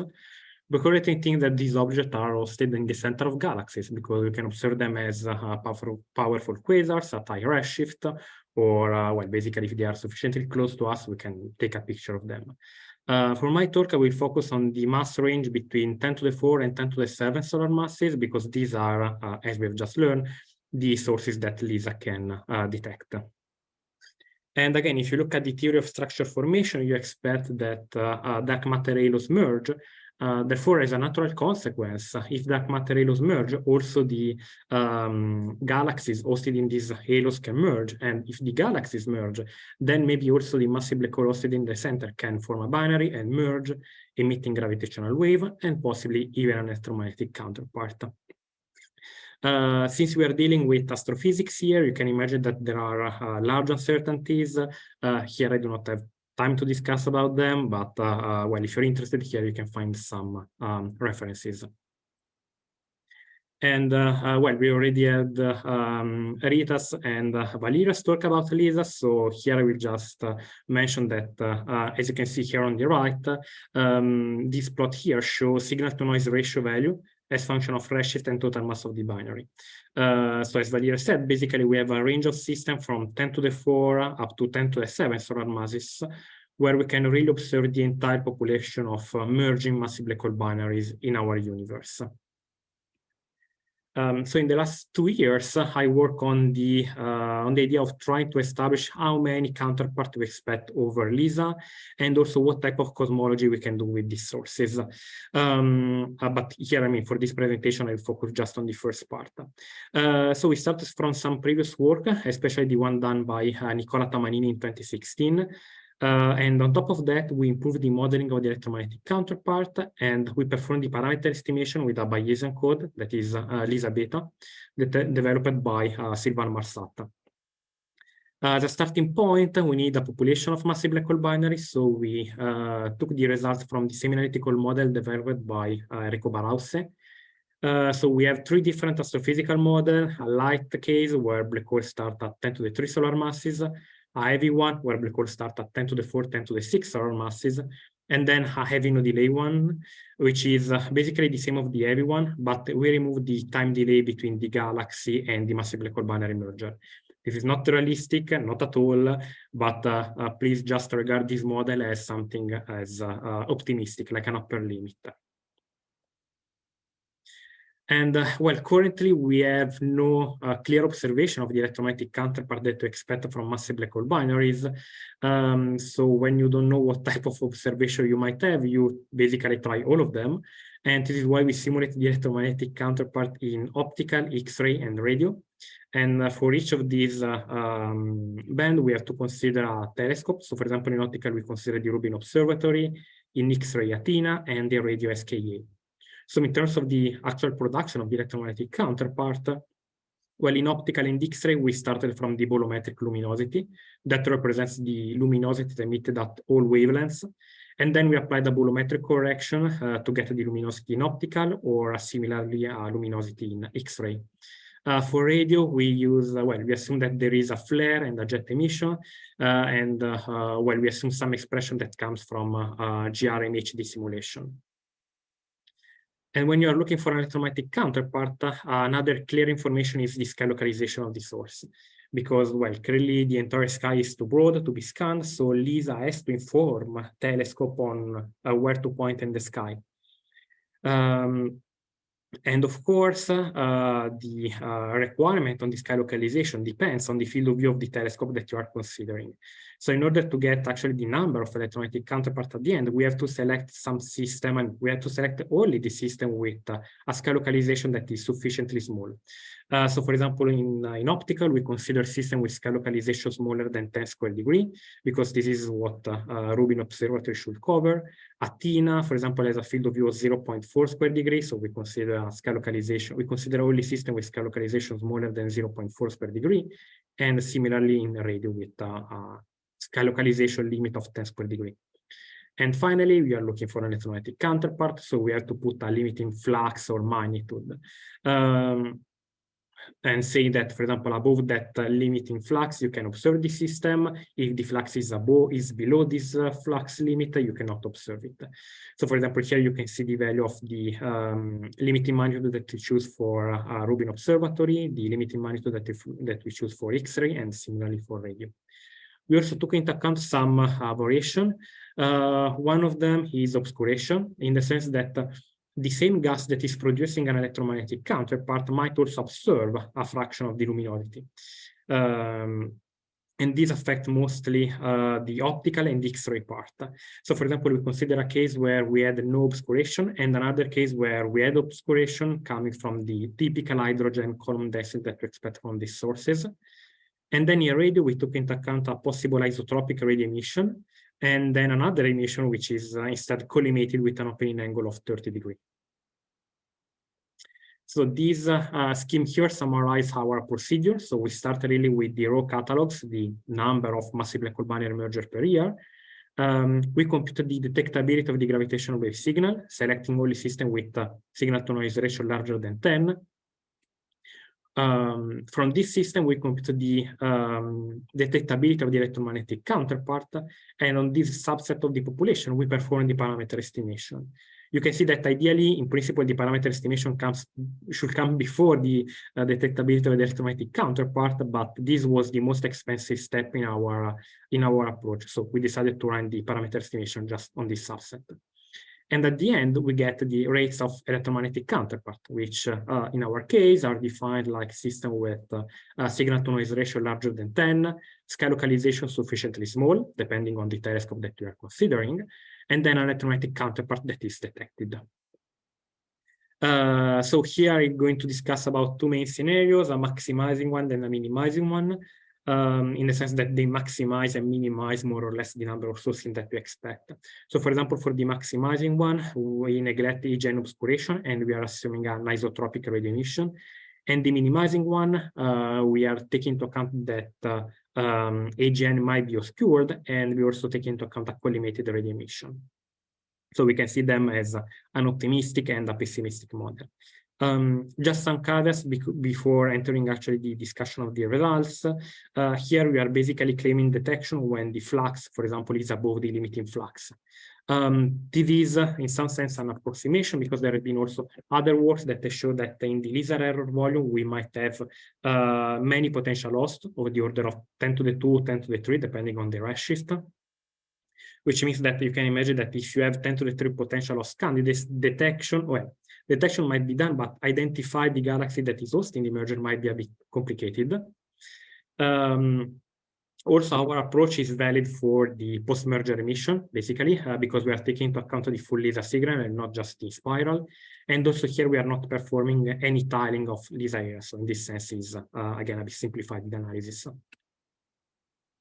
So we can start looking at redshift and total mass distribution for the 3 astrophysical model. And for example, here you can look at the dark blue line, dashed one. This represents the raw distribution with no requirements, while the bright blue represents system with signal-to-noise ratio larger than 10. So you can see that, for example, for the heavy system, we are able to recover all of them. For light system, we are missing the population of high redshift and low total mass binaries, because LISA is not really sensitive in this portion of the parameter space.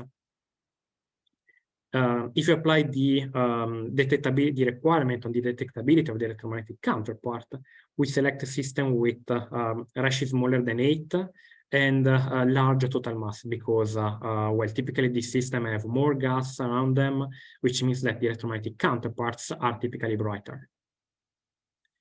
And finally, we can apply the requirement on the sky localization. And again, as you can see, we are losing a fraction of systems. So for example, here, if you compare the dark green with the bright green lines, because as you're going to see, sky localization is a bit tricky in LISA. And you can see that the loss is particularly significant for the light system, again, comparing the dark green and bright green lines, because again, these are not really the best system for LISA in terms of the parameter space. And we can also look at the typical magnitude and fluxes that we expect from these sources. So for example, here, top left is for optical, bottom left is for X-ray, and then on the right, you can see the results for radio. So we can just look at one in the sense that, for example, here we can look at the optical. And as you can see, well, without obscuration, we have magnitude already at 26, 27. I remember you that the limiting is here, 27.5. And basically, if we include obscuration, well, the reduction is quite dramatic. And for example, here you can see the results for X-ray. Again, we expect a lot of fluxes at -15, -16, and here the limits is a few 10 to the -17. So the point is that from what we are looking at, we expect that LISA sources, well, the galaxies that are hosting LISA sources are going to be faint.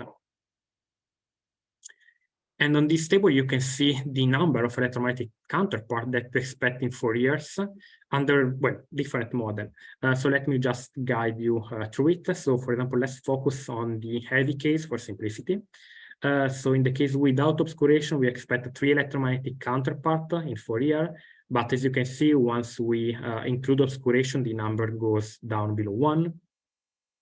In radio, for example, we expect 15 electromagnetic counterparts, but if you start playing a bit with the jet, basically this number goes down to 3.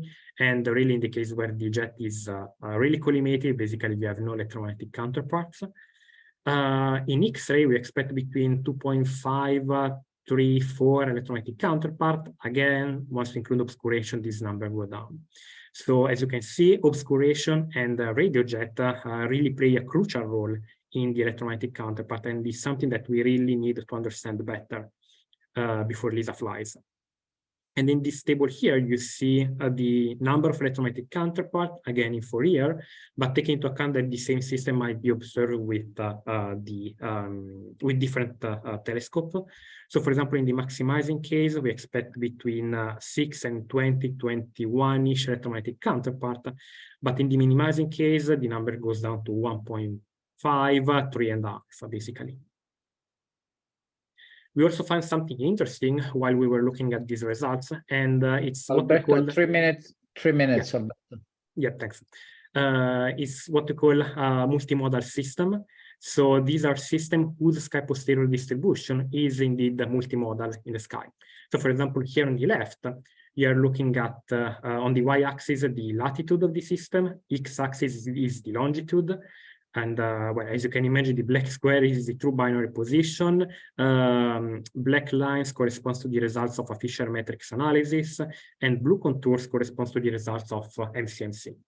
So as you can see here, everything is in agreement, and this is actually what we would like to have for all the systems. However, now if we move a bit more to the right, you see something strange is going on in the sense that, well, here you have the true binary position, again, the black square, but as you can see, the MCMC basically recover another spot in the sky that is asymmetric with respect to the plane of LISA. And as you can see, we might have even worse case where basically we have 8 different spots in the sky that are basically, again, symmetric with respect to the plane of LISA and basically distributed in, at longitude that are 1 plus pi over 2, basically. And there is nothing much that you can do about these degeneracies. We know that they're going to be there because, well, this comes from LISA pattern function. So from the fact that there are some combination of sky position, inclination, polarization that basically produce the same signal in LISA.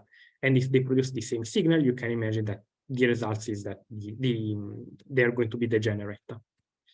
I think it's easier if you just look at the parameter space for this system. So here you are looking at, again, at redshift, but here on the x-axis, there is now the chirp mass. And as you can see, most of the system are systems with just one mode in the sky, here the blue circle. But once you start going at larger chirp mass and higher redshift, basically you start looking at the contribution from two-mode system, and at really large masses, basically we have contribution from 8 modes. So system with 8 different spots in the sky.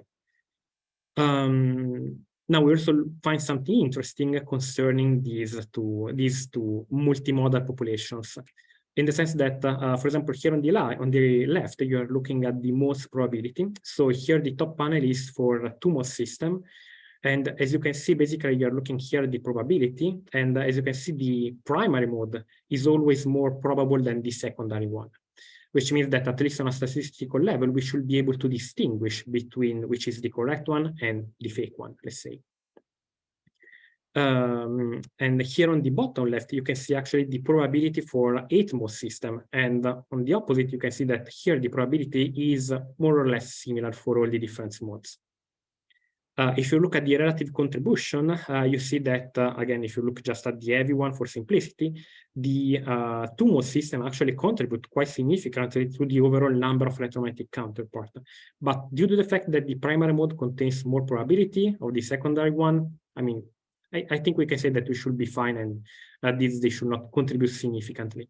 And for 8-mode system, well, the contribution is basically smaller than 0.5 electromagnetic counterpart in Fourier. So again, we can just neglect them. And we can say that we do not expect multimodal events to contribute significantly to the number of electromagnetic counterparts. I think I'm running out of time of my 15 minutes. So I will just leave my, yeah, exactly. So I will just leave my conclusion here. And thank you for your attention, and I'm happy to take questions. Thank you very much, Alberto. Very interesting talk. Questions for Alberto? I don't see any. While people think, what's the consequence of not having Athena as it was planned? That is something that we should still check, honestly, because of course there are no, well, new Athena should come at some point in 2024, but currently there is no design, of course. I mean, as you can see, basically here on the number of electromagnetic counterpart, Athena helps, honestly. But I would say not so much. Maybe the strongest, I mean, again, it depends on the type of model, because if you look at something that is isotropic, then basically you are completely dominated by radio and you don't need the X-ray. If you start assuming that the radio emission is collimated, then the contribution from X-ray start getting really relevant. So it will depend. Honestly, if there will be a sensitive reduction in Athena sensitivity, this may be really, really problematic for us. Thank you. I don't see other questions. People start to be tired at the end of these long sessions. If not, well, thank you very much, Alberto, again. And if you get second thinking about question for Alberto, please send an email or use the Oxford channel to ask the. Here we go. AI is asking, as the LISA plane is moving while orbiting, would this be enough to remove the degeneracy? Not entirely. It depends again on the type of system. Because, for example, if you look at the really massive one, like here, you can imagine that these systems are not going to last in band significantly. So basically, these are going to be observed for a few hours. And you can imagine that for this system, well, basically, the motion of LISA is negligible, because in a few hours, you can assume LISA as a fixed detector. So in this case, you do not have any contribution from the orbital motion of the detector, and this degeneracy stay there. Thank you. Any other question? We got 1 more minute, right? Any other question?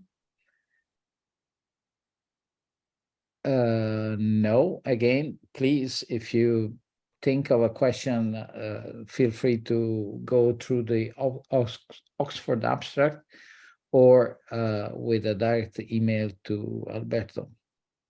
Thank you, Alberto. Thank you again. And now our next speaker is Alvise Pizzella. Hope he's there and didn't fall asleep having a newborn, which is going to from AI Hannover, from Albert Einstein Institute in Hannover, who's going to talk us about a testbed, tilt-to-length coupling and differential wavefront sensing performance in LISA, which I think is a very hot theme in LISA. So Alvise, I'll warn you 3 minutes before the end of your time. Is that okay? Yes, of course. Thank you. The floor is yours. So hello from Hannover. I'm going to be speaking about some experimental effort finally in Hannover done about understanding tilt-to-length coupling and more in general any interferometrical problem related to the LISA metrology. So to get started, what is exactly tilt-to-length coupling? Well, we define as tilt-to-length coupling any coupling into the interferometrically measured path length of misalignment or departures from the nominal topology of an interferometer, which ideally would not couple because, I mean, a rotation, for instance, of the optical bench does not change the distance between the test masses, which is what LISA is measuring. But in reality, this happens because of tiny misalignments and crosstalks coupling in. And as you can imagine, so LISA consists in 3 satellites orbiting in space, so everything is free falling and there's lots of tiny motion going on. So yeah, this should be enough to convince that this is a problem. One of the ways in which this is tackled down is to basically build a model, characterize it, and then be able to subtract it in post-processing, which leads to the problem that we have to be able to measure the angles then of such beams or the misalignments to be able to then subtract it. So what do we have for this? In Hannover, we have TDOPS, so a tilt-to-length coupling and differential wavefront-sensing optical bench simulator, which is this experiment here on the right, built into base plates, where the bottom one is the so-called LISA optical bench, with a simplified model of the LISA optical bench, so where more or less the same things happen, but with less optical components. And sitting on the top, we have this telescope simulator, which is a necessary extra equipment, which provides the LISA optical bench with beams which would look like the received beams from the far spacecraft. More in detail, this telescope simulator also features a flat top beam generator, because in the case of LISA, we have the test mass interferometer and a longer interferometer. In the case of the test mass, it's a normal easy interference between 2 Gaussian beams, but in case of the far received beam, which propagates for millions of kilometers, we expect the wavefront to be flat in both phase and intensity. And with an apodized aperture, we are also able to simulate this if we need it. So just a reminder, so LISA will work with heterodyne interferometry, which is different than homodyne interferometry, where basically 2 beams with the same frequency interfere, and then you have to read the almost, say, DC amplitude changes. In LISA, we have a bit node given by 2 beams at different frequencies, which generate a bit node at, from 5 to 25 megahertz frequency expected. And the phase information of the path length is going to be encoded in the phase of this bit node. And because of this, we can also perform the so-called differential wavefront-sensing, which I introduced here because it's important afterwards. So in the same process, basically using a quadrant photodiode, beam tilts would induce a phase shift in the bit node measured in different quadrants. This can be calibrated such that given the phase delay, you can understand the angle. And this is the LISA style differential wavefront-sensing, which is how LISA is going to be measuring the angles in space. So here now I show in detail the experiment. So on the right, we have the LISA optical bench, so the round one, and on the left, a telescope simulator. This consists in 3 main beams. So the TX beam would be a local beam in LISA, while the RX beam is the far received beam, which originates from a telescope simulator. And we have an additional beam, this local oscillator, which we use for alignment and phase reference purposes. What happens in case of a rotation or a tilt in a satellite is that the beam would be clipped on a telescope, and we represent this telescope as this point called RX clip. where the received beam would be clipped effectively on the optical bench. And we are able in this experiment to rotate the received beam by means of two small step Piezza actuators, which allow us to simulate these small beam tilts in such a way that we can make this rotation happen around the RX clip. So yeah, this RX clip is going to be the most, let's say, important point of the experiment. That's why we built several copies of it and optical copies. So basically where the same stuff happens. And on the telescope simulator, we place multiple detectors on these optical copies, namely two QPDs, a single element photodiode, and a phase camera. And at the moment in the experiment, we have photodiodes which are very close to what's going to be the final LISA design. Not yet, because we installed them before this design came out, but we will be able to swap pretty quickly. So we use the QPDs for basically differential power sensing and differential wavefront sensing, basically beam position and beam angle. Plus, we have this pinhole photodiode, which we use as a tilt-left coupling independent phase reference. So basically, when we tilt the beam, this causes an extra phase contribution, which we don't want to be there. So we can build a control loop to cancel this contribution at the RX clip, and so it's not going to be present for all what we measure afterwards. Afterwards, we have then of course the science QPDs and the imaging systems, which are used at the moment to suppress the geometrical tilt-left coupling. So basically, the extra geometrical path that the beam goes through. Yeah, so of course the target is to minimize or then cancel out tilt-left coupling. Then to move forward, as said, LISA is using heterointerferometry, which also means that the process of the extraction of the phase information is a bit more complicated, and it has to be done by a phase meter. Here I have some pictures of the phase meter used in TDOPS, which are slowly moving from the left one, which is the oldest one, to newer ones, which can actually reach LISA performance, because it's not so easy to measure phase with the LISA requirement. We've heterodyne frequencies up to 25 megahertz, where many, especially temperature problems, couple into. Yeah, so what's going on at the moment is that we are operating the experiment only using the last part of the telescope simulator, as said, which already has mostly the same features as LISA. And what we are trying to do is to build a system which would reach the performance of LISA, but here in the lab, which is challenging enough because of temperature variation issues. And yeah, so as you have seen, everything is built in this nice Zeradur to have a nice temperature stability, which is still difficult to achieve. And we're using at the moment these reference QPDs, which measure the same signal, and we can tilt the beam to calibrate.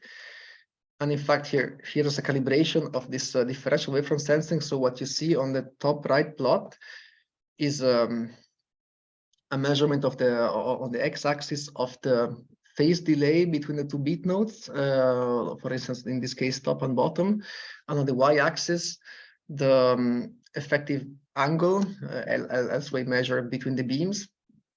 And basically what this tells is that with this differential wavefront sensing technique, we have a gain, how to say, on phase to phase, angle to angle, conversion of, in this case, 5,400.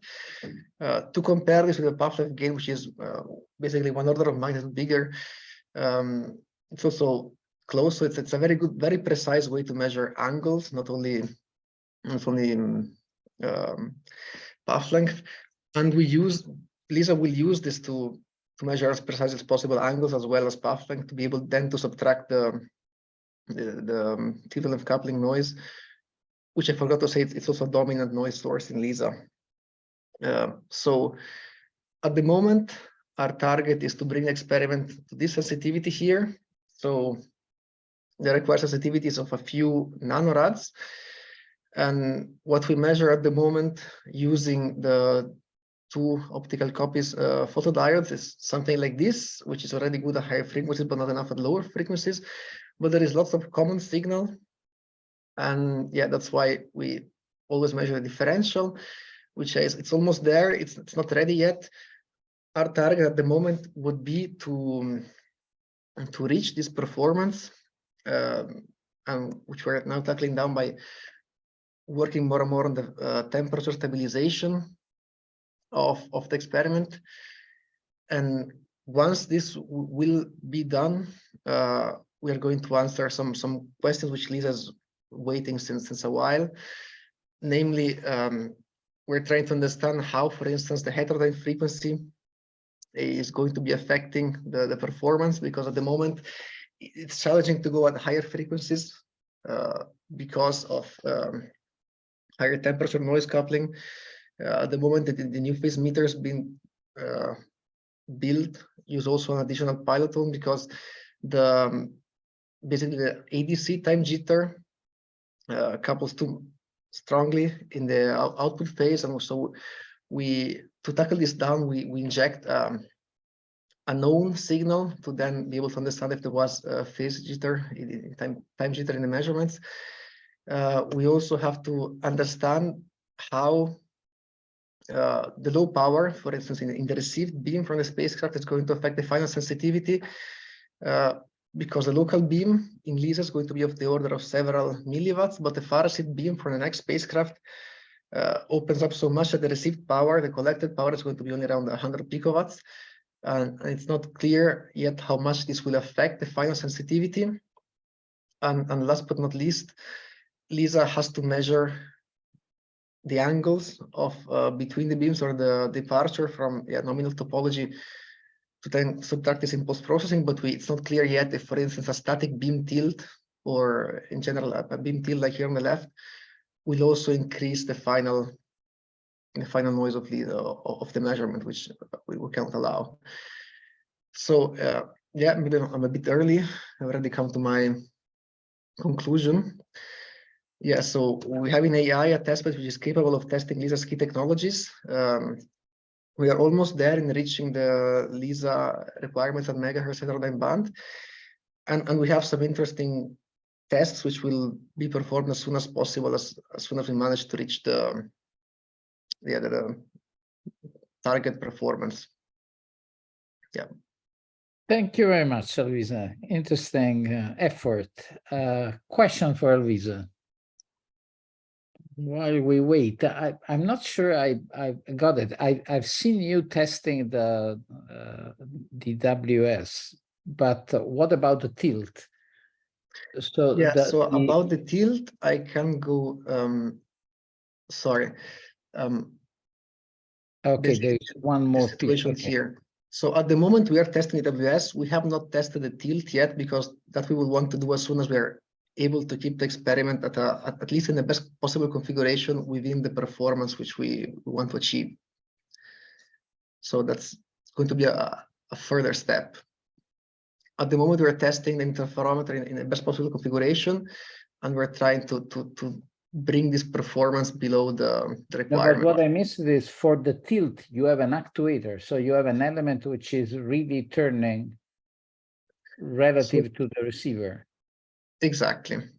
Okay. So we can tilt the beam. It was not done in this measurement, but we can do it afterwards. And you do with a mirror, with a rotatable mirror? Yes, this one here. So it's I see. piezo step actuator, which we can It's a piezo step tune. actuator. You need a hell of a stability, right, for that actuator? Exactly. It's not perfectly stable. That's probably why we then have to take the difference of the two. So yeah, we have a very stable setup.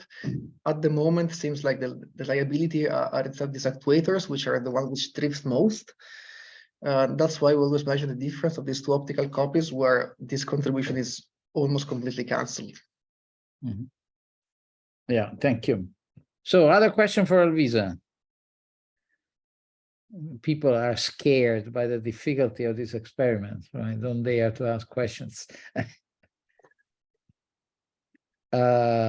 Well, again, if you get question for Alvise while you're thinking later, please send him an email or use the Oxford Abstract platform. I don't see any other question. One more minute. We have plenty of time because, as you said, you finished ahead of schedule.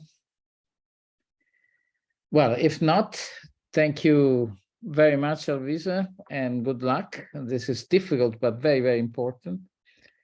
And we can move to the next speaker. Last but not least, the next speaker is Daniele Vetrugno from the University of Trento, which is going to talk to us about reaching LISA low-frequency performance, which again requires you to say good luck. Oh, thank you, Stefano. So what I will try to do is to explain a little bit how we set the requirement for the low-frequency performance of LISA and how we think we will reach these performances. So the first thing is going this. Let me take the laser pointer and. Okay, the first thing is what the LISA low frequency. Sorry, I have the hide video panel. Hide float and video control. Okay, what LISA low frequency means, and this is again the usual curve that was shown also before, with the characteristic strain, amplitude, spectral density on the y-axis and the frequency on the x-axis, and they show the sensitivity of LISA and what LISA low frequency means for the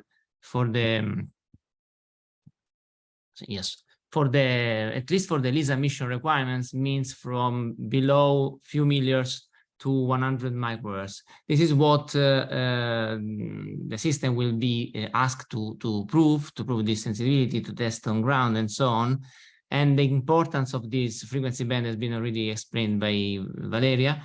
However, in this plot, we have always an extended band that won't be proved by test on ground. I mean, the requirement, we don't have requirement on these frequencies, but I want to highlight it here because we are able to maintain a performance budget for these lower frequencies till 20 microhertz, because we tested that with the LISA Pathfinder. And also because, as again Valeriya said, this could prove, I think we'll gain some momentum in the future because of the just announced pulsar timing array discovery.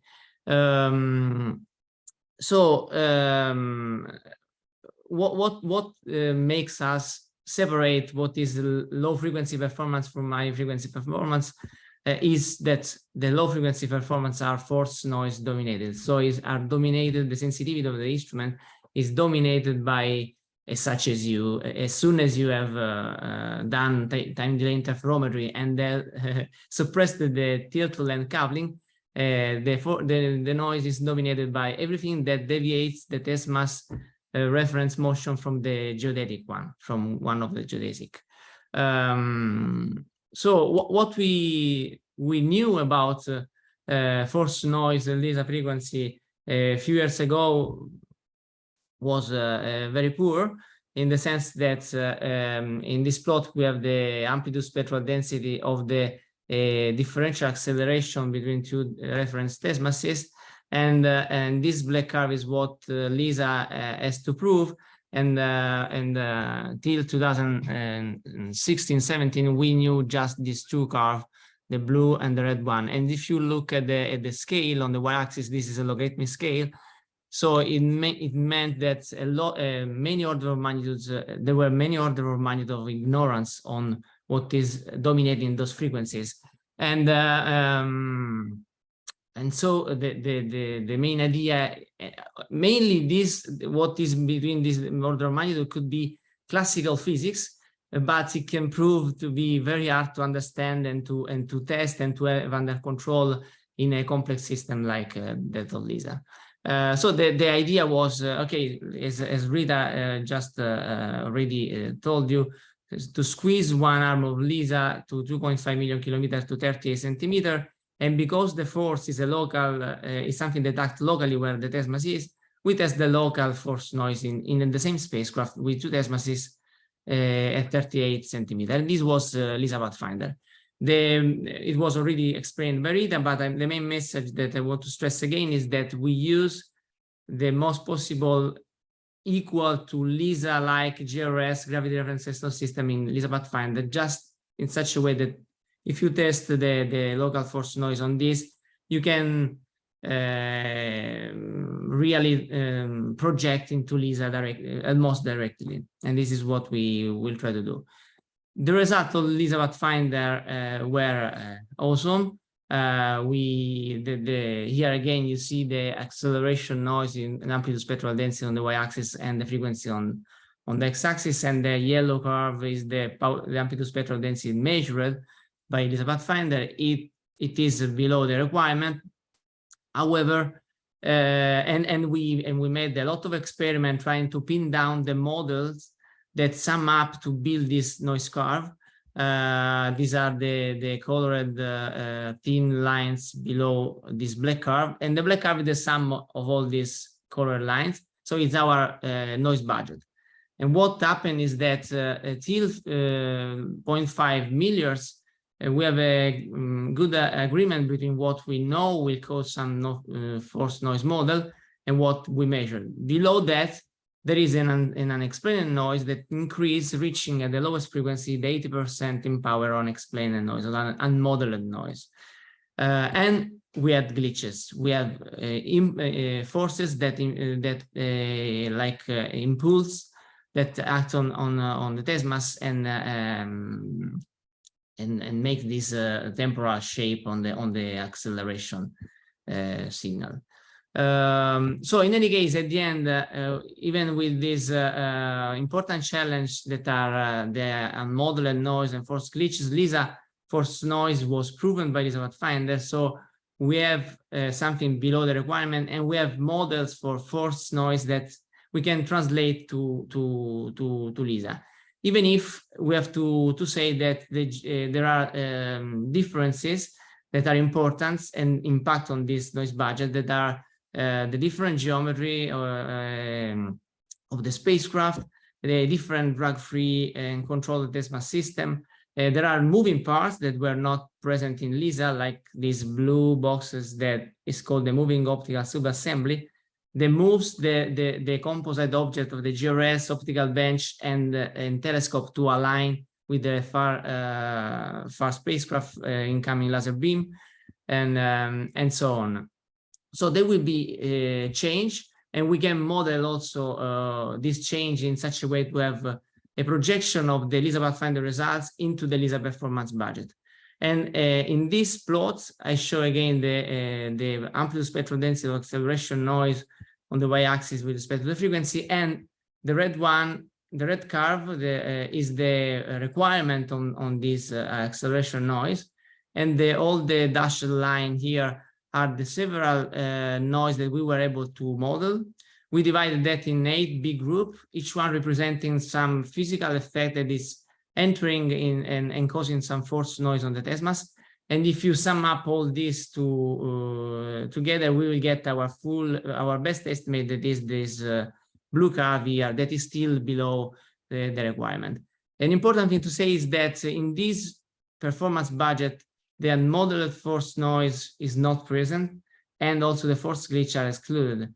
So these are two important tasks, two important efforts that we are going on trying to understand in the collaboration. But because we don't have still a model, and so we don't have a way to control these, we didn't include in our performance budget. What we include are several types of noise that I will list here quickly, like the Brownian noise, that is the noise that happens to be because there are molecules surrounding the test masses that will damp the test mass motions, causing some force noise.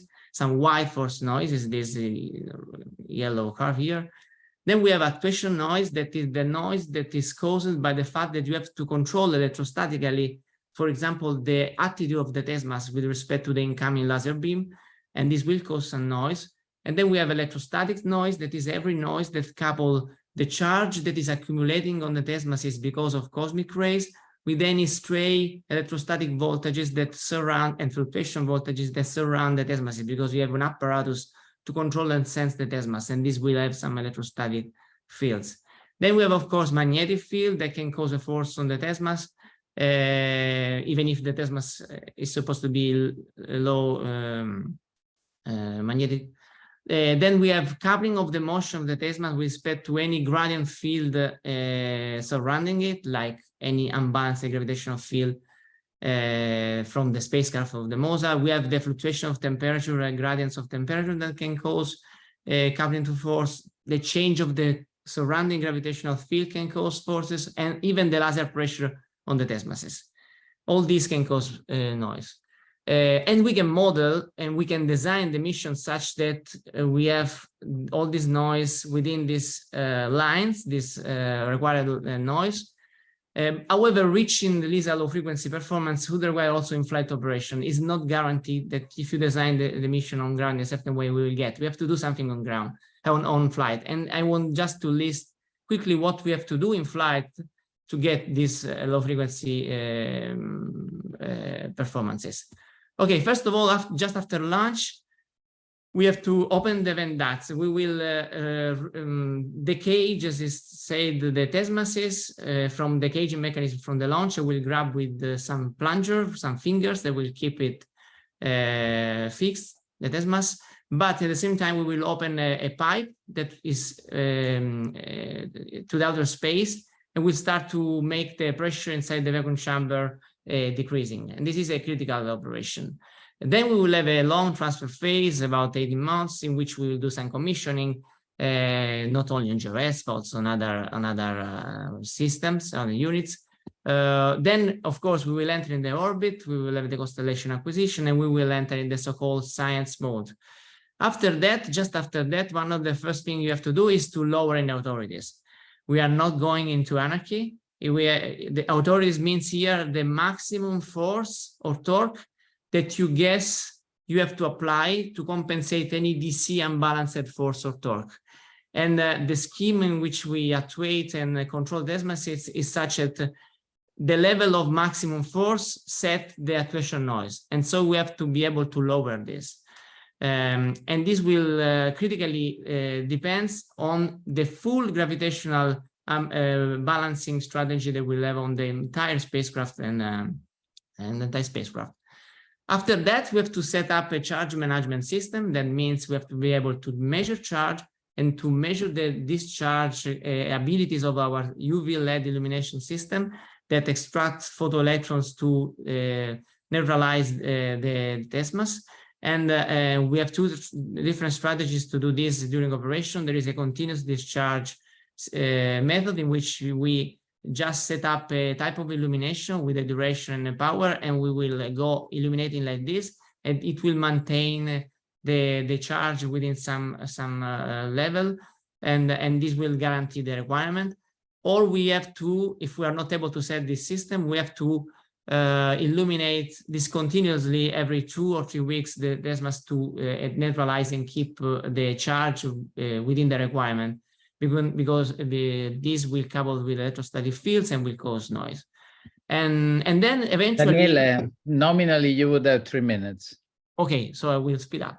Then we have force noise calibration. We design not to have, but in principle we could have some experiment to be done in order to lower other noise. And then we will do wonderful science, we hope.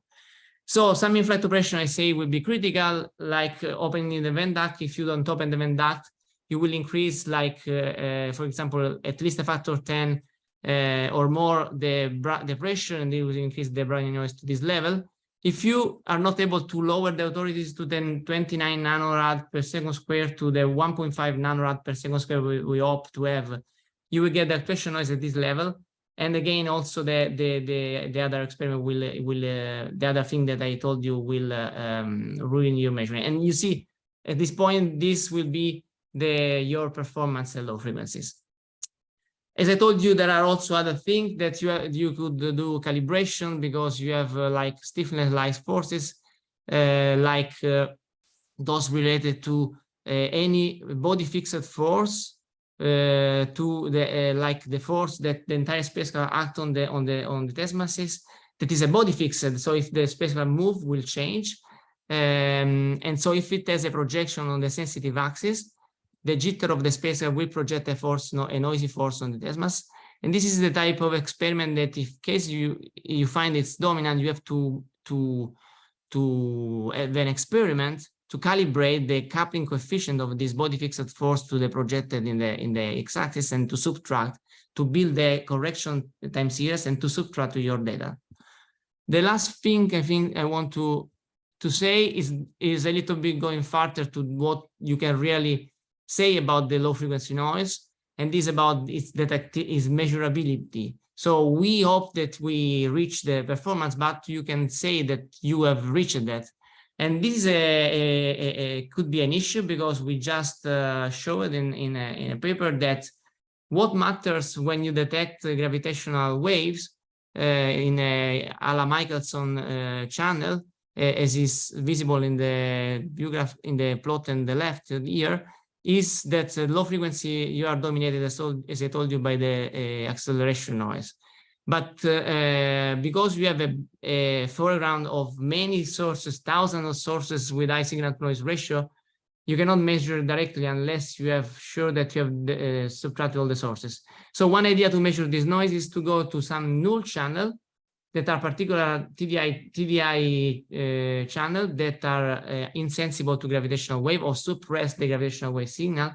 But as soon as you do this, you recognize that you are dominating this channel by the optical metrology system noise. So you have no direct way to measure the noise, but you can put some upper limits on what could be gravitational waves instead of noise when they are comparable. This is just to say, it's not just setting the requirement, but it's just how you prove in flight. And maybe I'm out of time, I don't know, so I will leave with my concluding remarks here that in some way summarize what I just said. Thank you. Thank you, Daniel. Interesting. Yes, calibrating the noise is not trivial in LISA. Question for Daniel. People are, you know, at the end of the stick. Actually, it's interesting that there is an ongoing workshop while we speak about the possibility of calibrating the noise. Actually, it's on the possibility of detecting stochastic gravitational wave backgrounds with LISA, which in a sense is the same indirect question. Mm-hmm. Yes. Questions? Burning question for Daniel or burning question for the previous speakers? I don't see any. We must understand the audience is tired. So maybe we can bring the session to an end. Let me thank all the speakers and all the people that have asked a question and everybody for attending. And I encourage you to follow the next sessions. I think the next one is around 4 o'clock European light saving time, if I'm not wrong. I don't know if the organizer want to add anything to this session. If not, thank you very much again, everybody, for participating, and have a good time. Thank you. And bye.